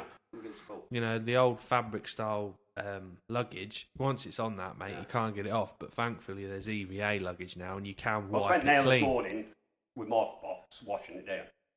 It was just caked that much with clay. Yes, you know, That is the one thing when you get anglers travelling, they look at it and go, yeah, what's that all about? But we're used to it, aren't we? You know, we just get on with it. But yeah, so the next section is from the allotment style. So where that is, you've got a couple of decent pegs there, haven't you? Yeah. The one on the style is like it's set high, isn't it? You sit above the water, but it's the narrowest bit on the river. Yeah. And you sit up, and it's quite a comfortable peg, isn't it? Really? Yeah. Yeah, you know, it's a theme every time. Some get in the water there. I mean, you know, yeah, I think Goddard's did the other week. Yeah, some go round the end and in front of it. That's dedication. It is, yeah. You know, it's everywhere it gets narrower and then a little bit wider, you tend to find skimmers, don't you? Yeah. Like the skimmer pegs seem to either be the narrowest pegs or the widest pegs, and I think they drop in and out of them, yeah. Are we still downstream of the windmill at the minute? Yes. Yeah. So the section there runs to the windmill, funny enough, from the style. That's about your 6 pegs, isn't it? Yeah. There's a new peg that you've cut in, isn't there? And that tends to be the boss peg now, doesn't it? Tends to be the peg where they catch a few skimmers on. I think Sean Ashby won that section off that peg with £19 yesterday. Yeah. £19.5. So it's still brilliant fishing, but not competing with the epicenter in Wigston's and underneath the clock. But then you've got 3 or 4 pegs in the ivy, in the jungly bit there, haven't you, near the culvert.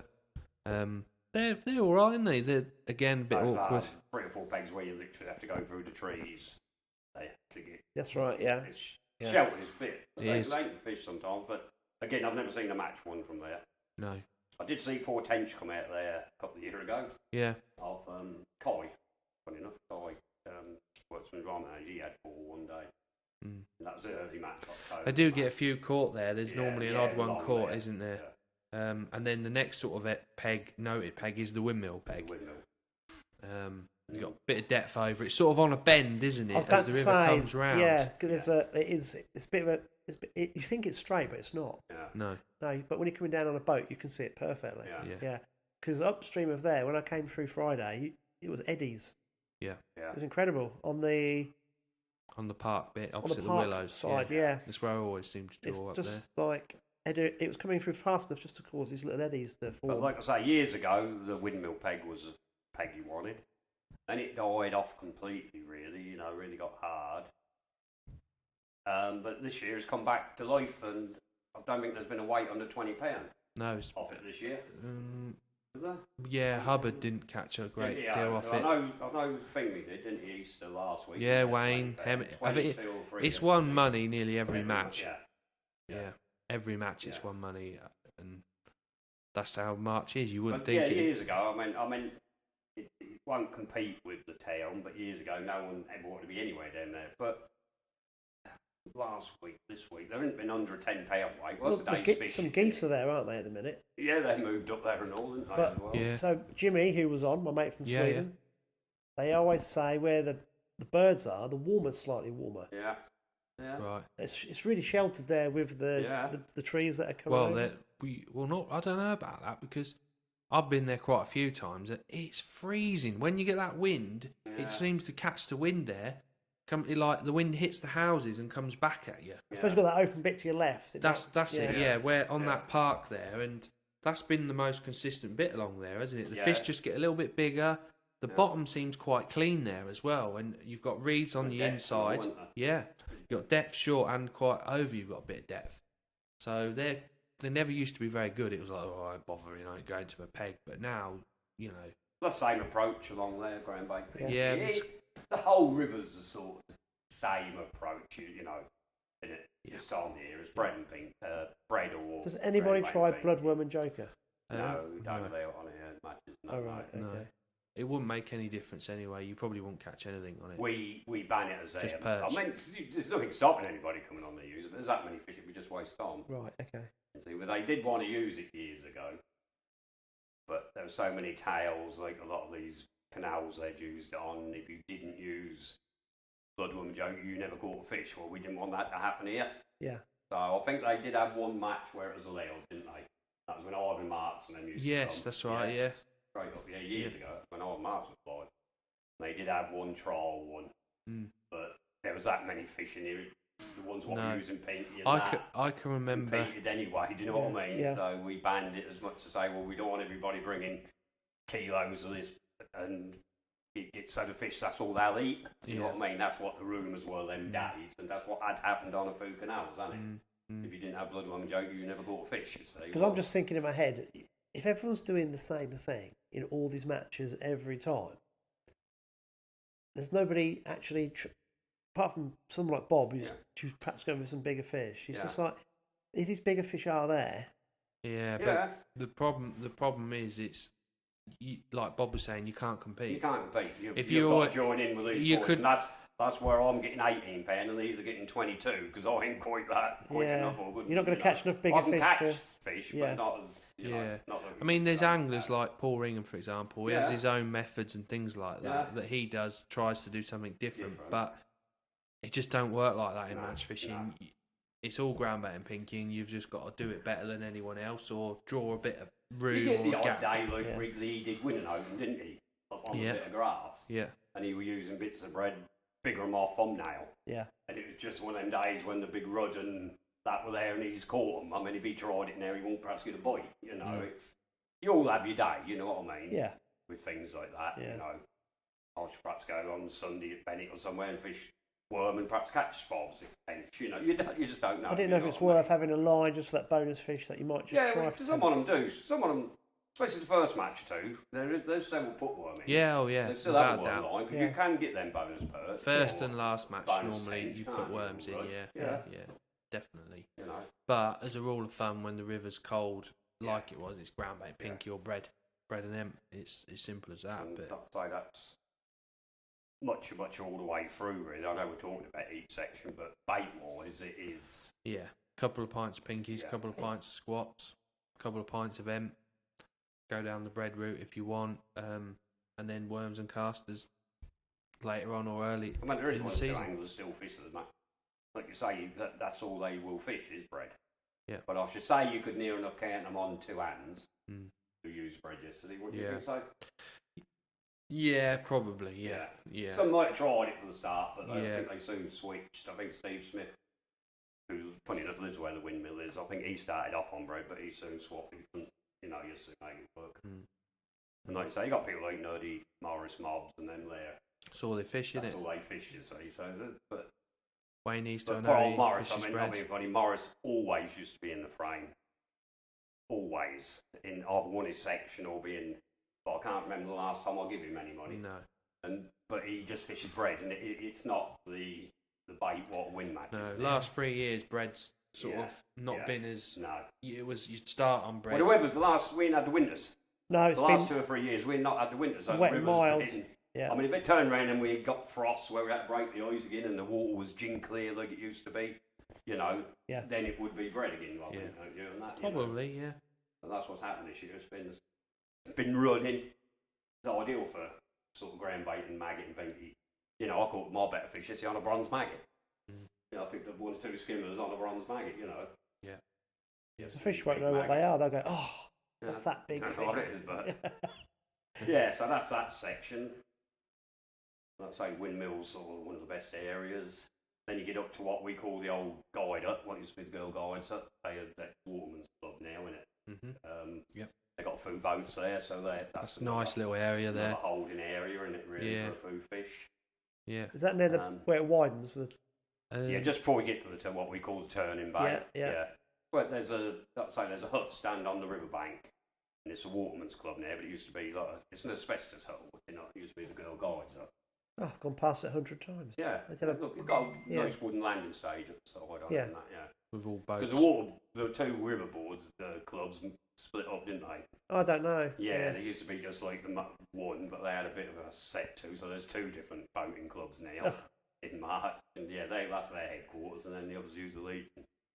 But and then from then on, you got the turning bay, which we use both ends.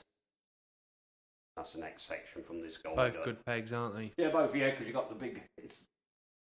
I don't know what it was ever built for originally. I suppose I think they dug it. How many years has that been there then, Bob? As long as I've come remember. Yeah, it's before I was even born. Oh, really? Because where that turning bay is, the field behind it, the middle level used to own, and I think that bay come about for digging clay out.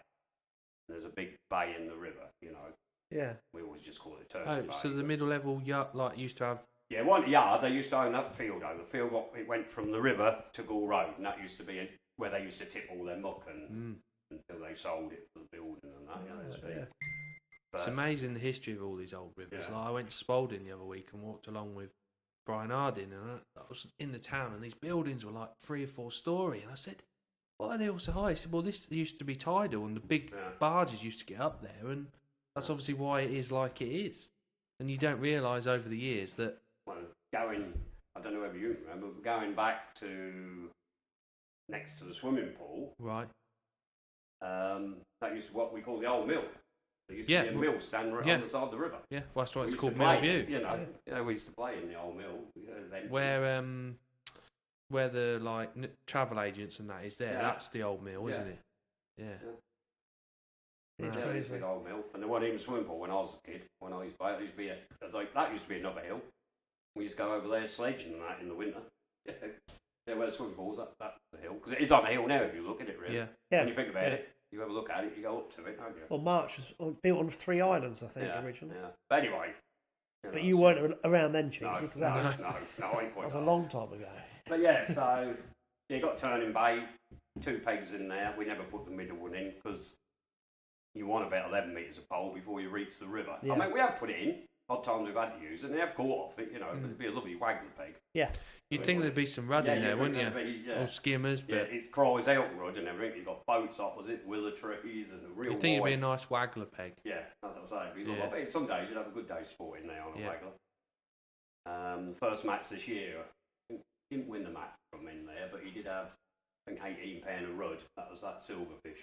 Oh, yeah. In what runs it? Yeah. He had James Lewis, rudd, the old rudd. That was on the waggler. Yeah. From the guide up or whatever to there ain't much there. No, there's 1 or 2 pegs with a bit of room that are noted pegs, but it's... But again, that bit never throws up. That's never thrown up a winning weight. No, well, in that silverfish match, I think Gobber had a weight, didn't he, of skimmers or bream?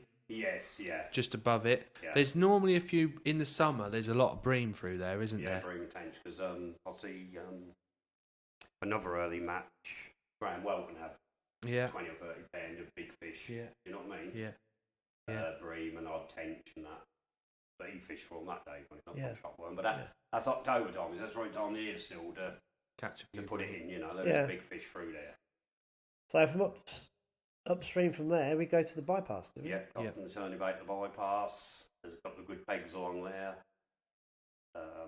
One or two real wide, long runs. Yeah. What people do, moan a little bit about, but it's a natural river and the pegs are there. Do you know what I mean? So there's nothing you can do about it really.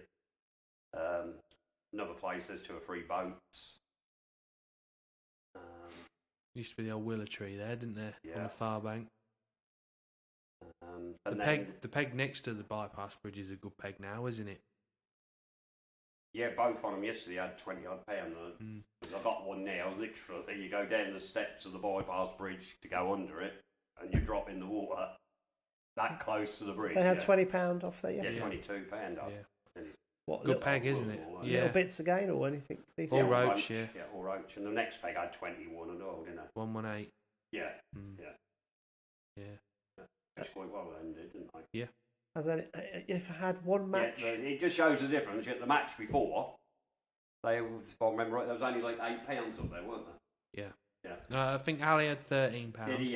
But it was all the rest was sort of 8, 7, 6s. It shows, Well, I think fresh fish are moving in. I tell you what, I found a whole load of cormorants upstream of the marina at the weekend. Yeah. And they were like 100 yards apart. These cormorants. Yeah. No, perhaps even further. And I thought, I bet there's bait fish trickling down all the time. Yeah. Into the town. I bet these fish they're catching are fresh fish in.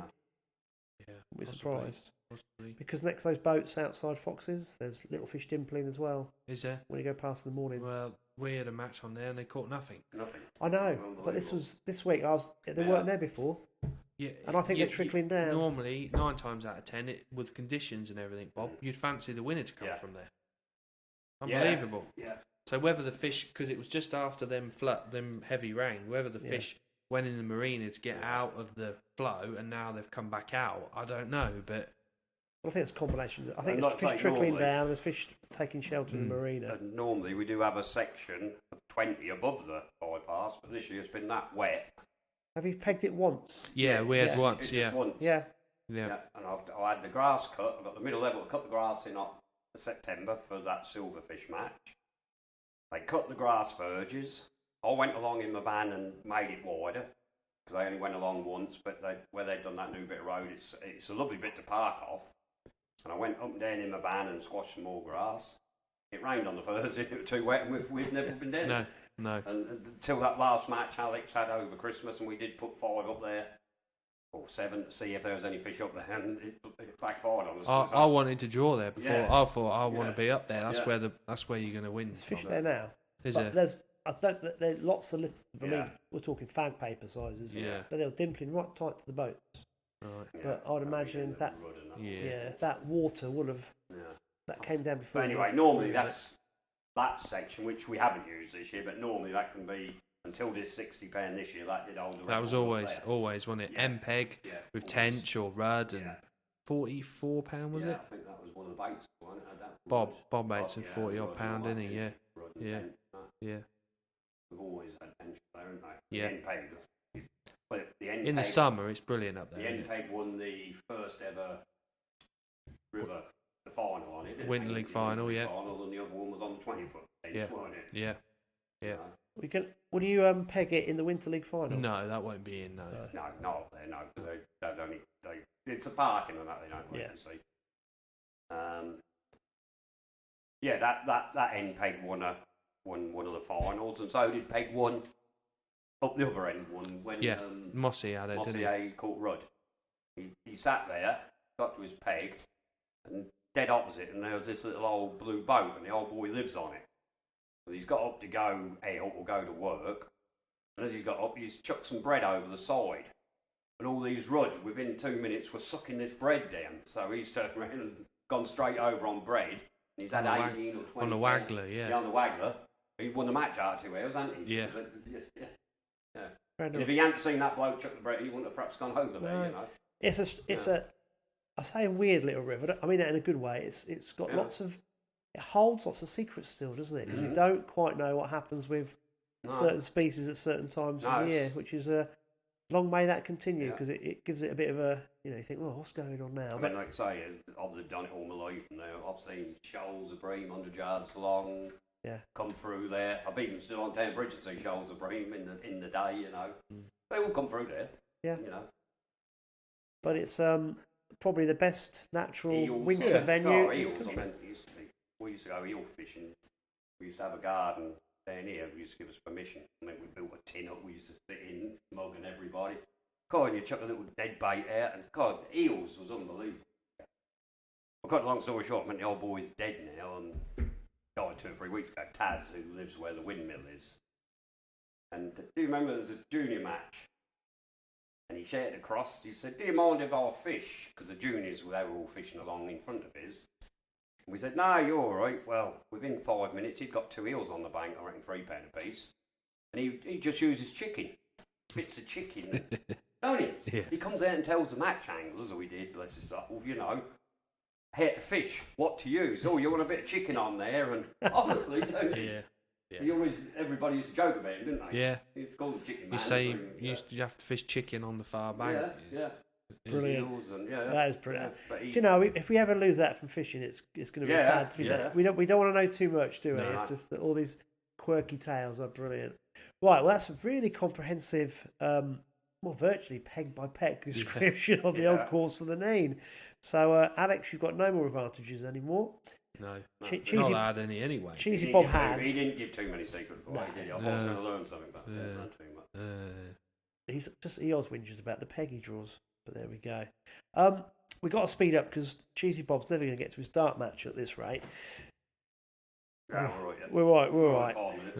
Right, very quickly, we had on the bar. we had a really nice message from a guy called Warren Butterworth. And Alex, I know you've replied to him about how to get back into match fishing, but Bob, this is for you.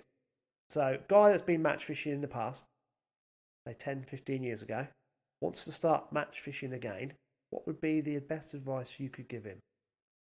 Go to a local tackle shop really and ask, is there any local clubs? What fish? I mean, sadly, March don't fish anymore on a Sunday because a lot of them have gone to the dark side, Commercial heads. Commercials. Yeah. So, I mean, there's 5 or 6 of us still go in the summer, but locally, like I say, if he's from Wisbech, is he? Yep, Wisbech. You well, Outwell. Tid Angling Club. I mean, they run 3, I think, a week in the summer. Yep. Yeah, they have Wednesdays. Yeah, Wednesday one, a Sunday one, and an evening one. Matches. What I know we have to do is join the club for £20 a year and total you fish any of Dick those. Paul's actually, while we're on that, he mentioned make sure you in your podcast thing tell them that tickets are £10 now till the end of the season. Till the end of the season. Yeah. So I've got that bit in anyway. Yeah. But I mean, £20 a year. You have to, like I say, 3 matches a year and different things. They're good friendly club and all. Park behind your pegs, not a lot of walking or anything. It's not like on here where you're a bit of walking. And what about tackle? They're all permanent pegs. Tackle though. I mean, if you're trying to get back into it. Yeah, it's a bit awkward. I mean, mind you, how long has he been out of it? Didn't say. I'm kind of guessing. He used to match fish. Was listening to the podcast. Would like to get back into match angling. Yeah. He's going to get. Just all depends whether he's ever used a pole. I think reading between the lines, he knows but just wants to look for a club to get back into the match side of the things. Tid are perfect for that, really. Yeah. And you've also got Ramsey as well. They're a good Ramsey. friendly club, but a little bit far. If he wants, let's say he's talking about river fishing, is he? Yes. Yeah. I was going to say because there's several little clubs around here where you can join what do commercials. With Ramsey, they go in the summer. Yeah. Good advice, guys. Yeah. But if he's river, he's got to be looking at Tid.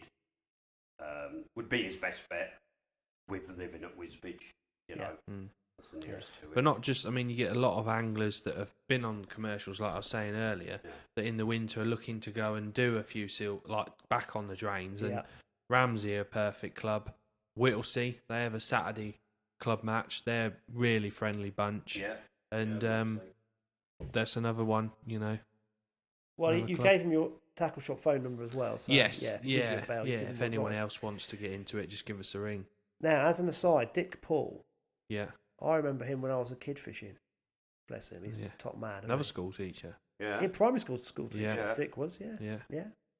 Haven't seen him for a few years, but He remembers you. He said, "Oh, just mention it to Tarquin. I mean Andy, Andy Page." That Yeah. Dick When Paul. I see him, he always. Who's the teacher? What used to live down Wimbledon Road?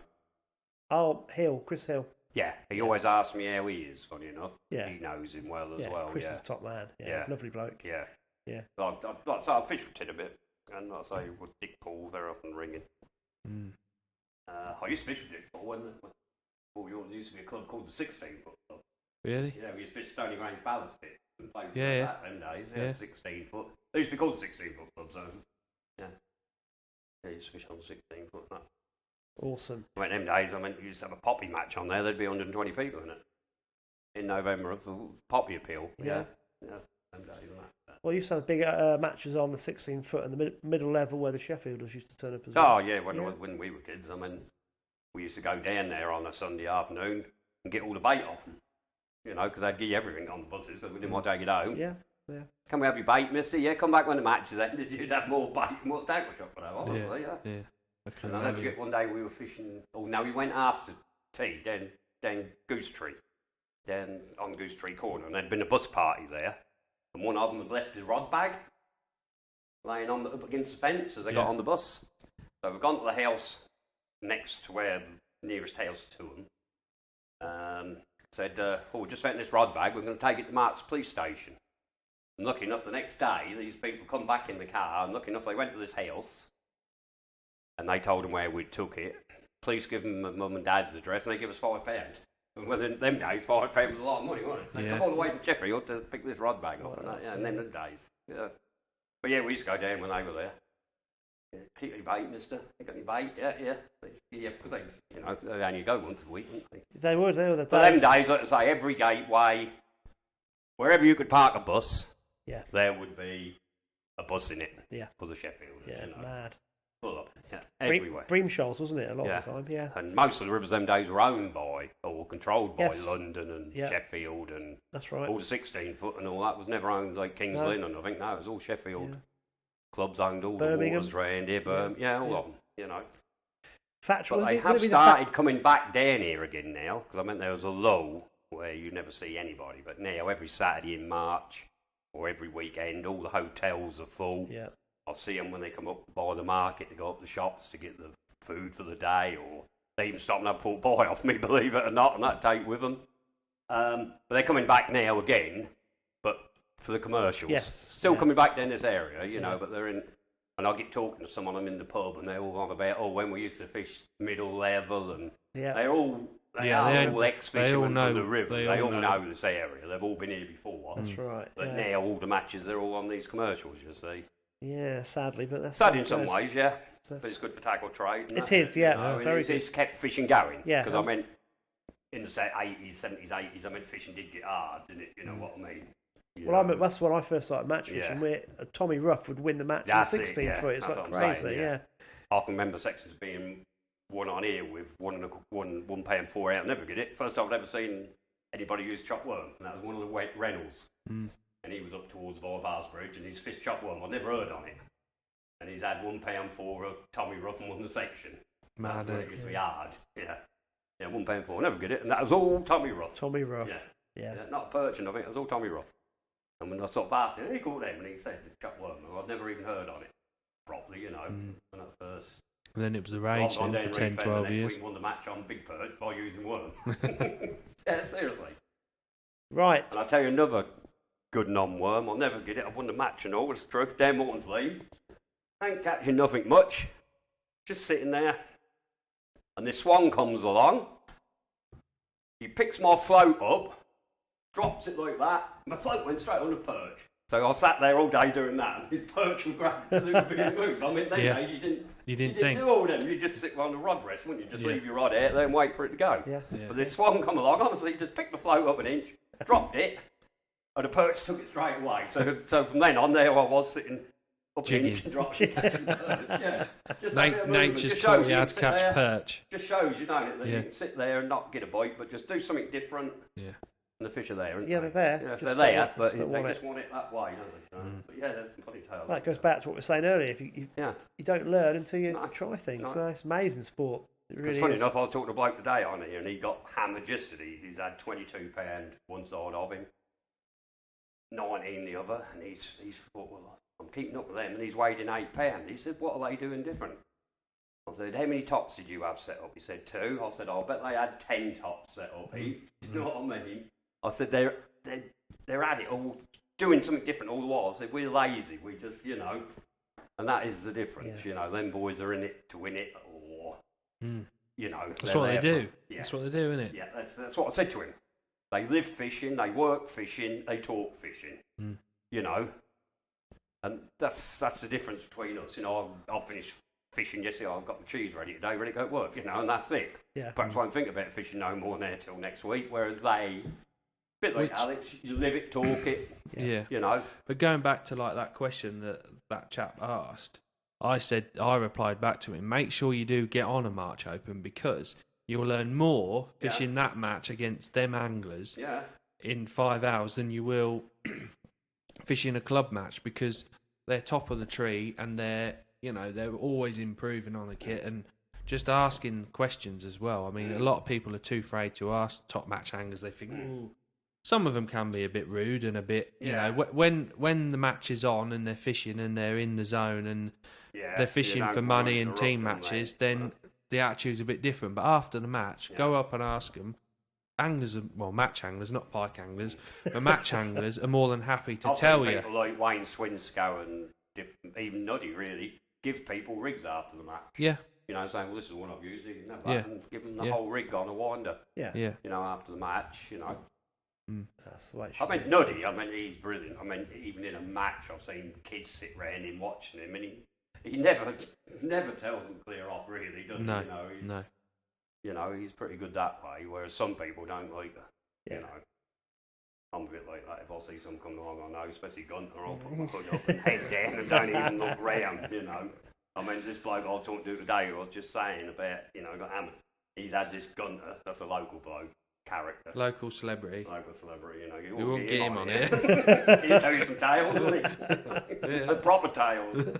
But anyway, he's had him sit behind him yesterday for 3 hours, telling him how to fish, and he's thinking to himself, well, if you're that good, why ain't you here? So I'll tell him, I won't be thinking it, you know. No. Yeah. But whenever I see this chap, I tell him where Bob is. I said, oh, Bob's up there. We all do. Cool, Alex is catching down there. You know, Oh, brilliant. Right, we got to press on because we're going to break our world record for podcasts. No. We are. We're nearly at 2 hours already. Really? Yeah. Ah, well. Time flies when you're enjoying it, doesn't it? It does, doesn't it? It's amazing how it goes. Yeah. We enjoy it, but the poor souls that listen to this must have to turn us off 4 or 5 times to get through it. Yeah. Should we go straight to dates for the diary? Because you've got a few opens coming up. Yeah, so while I was on the March Opens, the next one, Bob, which is the 26th of January, is just for the teams practicing for the final. Because normally a lot of them don't get a chance to practice. I get that many mows, so I'll put an extra one in really this year. So I've got 2 matches in January. Yep. And to be fair, I've let the teams have first choice or first pick. Mm-hmm. And if there is any pegs left, they know. The only thing is I've sold 97 now, so there won't be nobody extra. But we got one. Then there's one follows that on the 17th of February, which is a week before the 16th. Of February, which is a week before the final. But that is an open. Yeah. I shouldn't say it really, but the regulars, locals, will get on that first. Yeah. Because they'll be there in March, whereas half of these what fish, not being horrible, they've got no reason to come back in March to fish it, whereas they are our bread and butter. These locals are there every week, you know, which I do feel a bit guilty about this next one, but it is an extra one. They've still had this. There's been plenty of matches. Most of them have said that's okay. You know, there ain't nobody moaned. There's one or two say, put me on the list. But you're never going to please everybody. No, good right. No, it's very awkward. I'm not to say these are practicing, so I think they. I just think it's great that someone like yourself puts so much time in just to put this on for everybody. Yeah, and I think that's what everyone should appreciate. Is that? Yeah, a lot of them do. A lot of them. It's amazing, really. A lot of the regulars, they just take it for granted, but they're all mates anyway. Yeah. But a lot of visiting anglers, that bloke I sat to, I've had 1 or 2 sort of text me for tickets for the next one, or what a brilliant match. Well, you know, enjoyed it, and You know? Oh, it is. As a credit too. You put in an awful lot. I think a lot on it is because they catch fish. They didn't catch them. They won't take it. No, the other thing is as well, people don't realise what you and the March Angling Club have donated to the town. Oh yeah, we you know, defibrillators and Christmas lights and marching balloon last year, Christmas lights, air ambulance. Let's say the year before that, we brought 3 or 4 of them defibrillators. You know, you know, a lot of local people don't realise. But we charge £3 a ticket for the organisation. I mean, part of that keeps the March Club going. Yep. I mean, we still have to pay for the fishing rights on the 20-foot, club insurances, etc. So that helps towards that, because we'd never make it on day tickets or club books what we sell for March now. Do you know what I mean? So that helps that way. And then, like I say, the rest, like I say, different charities. We're sending some old boys. He's going to help turtles in Sri Lanka or something. He's got to save up a couple of grand himself, so I'll give him £100 donation and things like that. You know. Oh, it's phenomenal. I mean, also the amount of time. Last year, helped buy a girl a wheelchair. She had a new top of the range wheelchair because she's very disabled. We brought her all the trays and things that went on it, and like that. Try to help local people more. Yeah, it's good. I think. I know a lot of people don't realise that has money been spent because people. I ain't one of these what go for glory and say, "Oh, I want a picture in the paper." Just just do it. Yeah. But Bob, that's brilliant. I think people, I'm sure people do appreciate it. Perhaps, they perhaps don't say it. Yeah. No, because we're a bit like that, aren't we? We just assume someone's going to keep doing it. Not just the pegging. That's not the easy bit, but the easier bit. It's people ringing you up. Yes. Oh, I've had them ring me Christmas Day. Yeah, they don't realise that you have a life, do they? Life, I mean, I've still got the writing on my hand from where somebody rung me last night at 10 o'clock. Booking 7 tickets Midland Maverlock. Yeah, and you're at work and someone rings you up. And that's the trouble. They ring me when you work. Then when it comes to the Sunday, well, I've rung you at so-and-so, And I think, you're better off. To try to remember, that's what I say. This time, once a bag, I make sure they all booked in when they're supposed to. You know text, what I mean? text is the best way. There's proof there. You can go back. Yeah. And it's simple, isn't it? Yeah. Oh, dear. But that side on it. I got to last week, didn't I? I think it was you rung me, wasn't it? I thought, not another bloody fisherman. Right, the dates. We've got 2 down. Yeah, so 26th of Jan is the team-only one, which is, like Bob was saying, is pretty much sold out. Yeah. February the 16th is the standard March Open, which is the last one before the Winter League final. So any teams practicing, that's the last chance you're going to get at March, because the final is the following Saturday on the 22nd. And then March the 8th is the last March Open, which I think is the best one, because you never know what's going to happen. That's when you get your surprises. Yeah. Not normally a sellout, Bob, is it? No, because the Winter League practice. It's 60 pegger, isn't it? Normally it's quite good. Really? I thought that'd be absolutely heaving. No. Get a few more now, because they've moved the Census Challenge. Yes. A couple of years ago, the Census Challenge always used to be on the last weekend of the season, but now they've done it the last weekend of March. Yes. So we do get one lot on them now. Yeah, you get a lot of anglers, which is good. So that's the dates of the March Opens. And then if in between that, you got the Hayjack rounds, which are on the drains, and then also when you've got March Opens, Stan J's running. So I was just going to say, Stan J's is running Opens on the same day as us to cater for them what don't get on March. Right. But he'll be fishing on the sections what will still be used in the final. So then what can't get on March on the 16th for a practice, they can go with Stan and they'll fish on the 20-foot Bennick.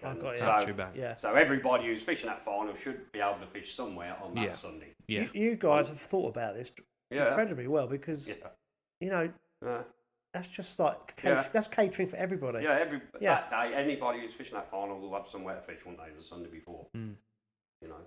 Well, they all want to come to March. Yeah.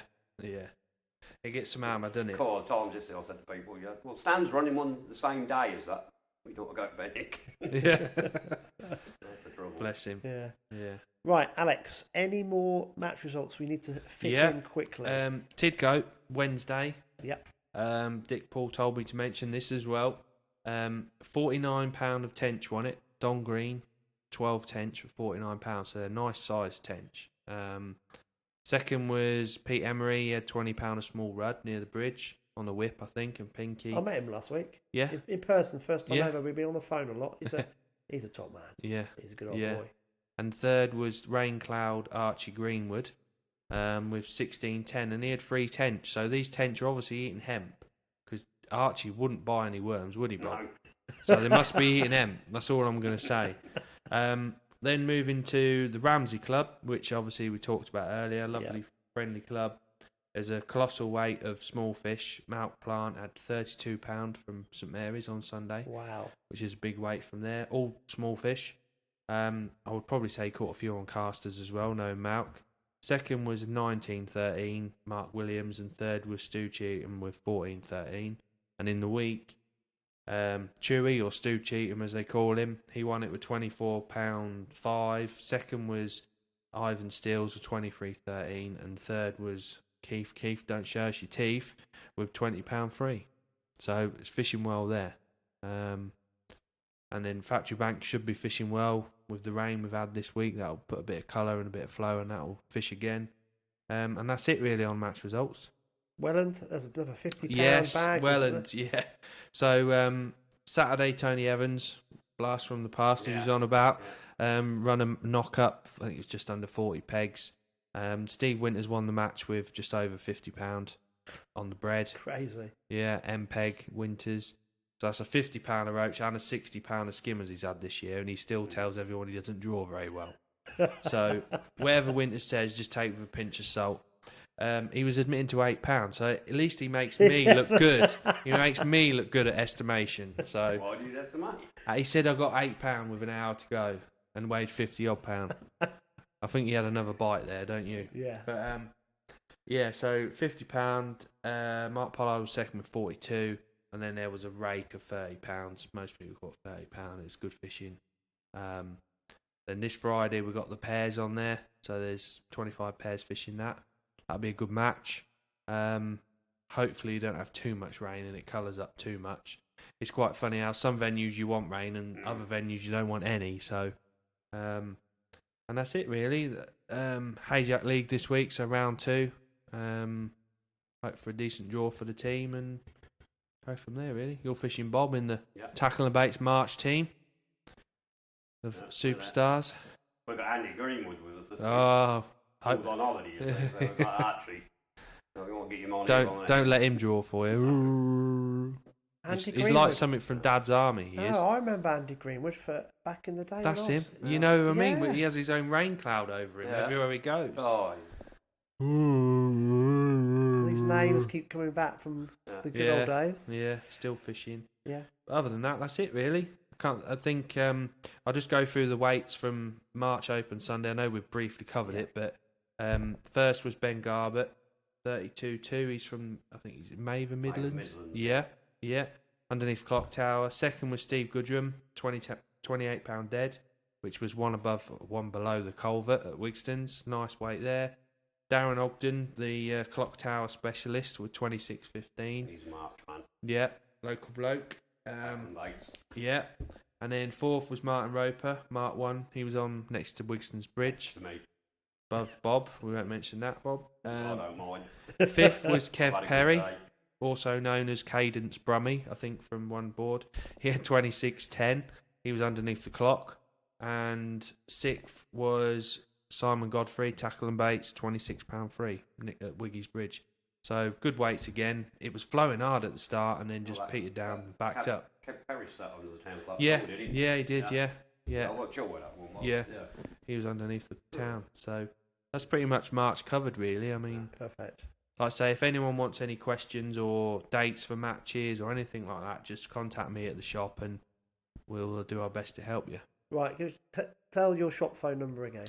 So the tackle shop number is 07824 878 492. Bob, is at any point anyone phoning you again for the next 3 months, or are you solid? Solid. No. Doesn't ask Ali. All right, we won't give out your phone number then. He must get annoyed with it and all. The amount of people that ring in to see if they can get tickets. They think he can just make tickets. Yeah, I can just get tickets, ring him to get tickets for March. And I said to him very often, I said, well, do they think you can make tickets? I said I should start getting a cut of this, booking an agent. Yeah. Well, I don't phone him anymore, because he answers his phone, he goes, oh, it's you. Oh, it's you. Oh, okay. Yeah, no, like I say. The only one that I'd say there will be of space to will be the March one. Yeah, March the 8th. Because I'd say the Winter League will be finished. Okay, serious then, how are people going to contact you? Do you want to give out your number for that? Oh, I don't know if you know it, Bob. I don't know offhand. I'll get Bob's number. Yeah, don't mind. But Bob's number in my phone is Bob Fitzjohn. I don't know why, but it's right. So to get for any of the March Opens, it's Bob Fitzjohn Tench 07970 673 439. Perfect. All right. Sorted. Bob, anything else you want to mention before we have to wrap this up and get you down the Station Hotel for your darts match? No, I think we've covered a lot on it. It's not easy being cheesy. That's what we found out. It's not easy being cheesy. Where has that come from? I don't know where. Yeah. Is that what they hurl abuse at you in the Station Hotel when you're doing the weights? Yeah. What's that? Not easy being cheesy. Yeah, that's easy always said that. Oh, they're wrong uns, aren't they? Yeah, no. Yeah, they are. Well, there always has been a saying. We always said, not easy being cheesy, it's hard to be in his mate. That's what Strachan always does. Strachan was the one I think. Is it Strachan? Is it? Yeah. Brilliant. Bob, thank you very much for coming on tonight. Yeah. I do think we're going to have to get you on in the future. Yeah. Because in the summer I'm going to beat Alex. I've got a swing tip roach pole challenge. And you're the old, roach you know pole. what I mean? Yeah. When was it called roach pole? I used this.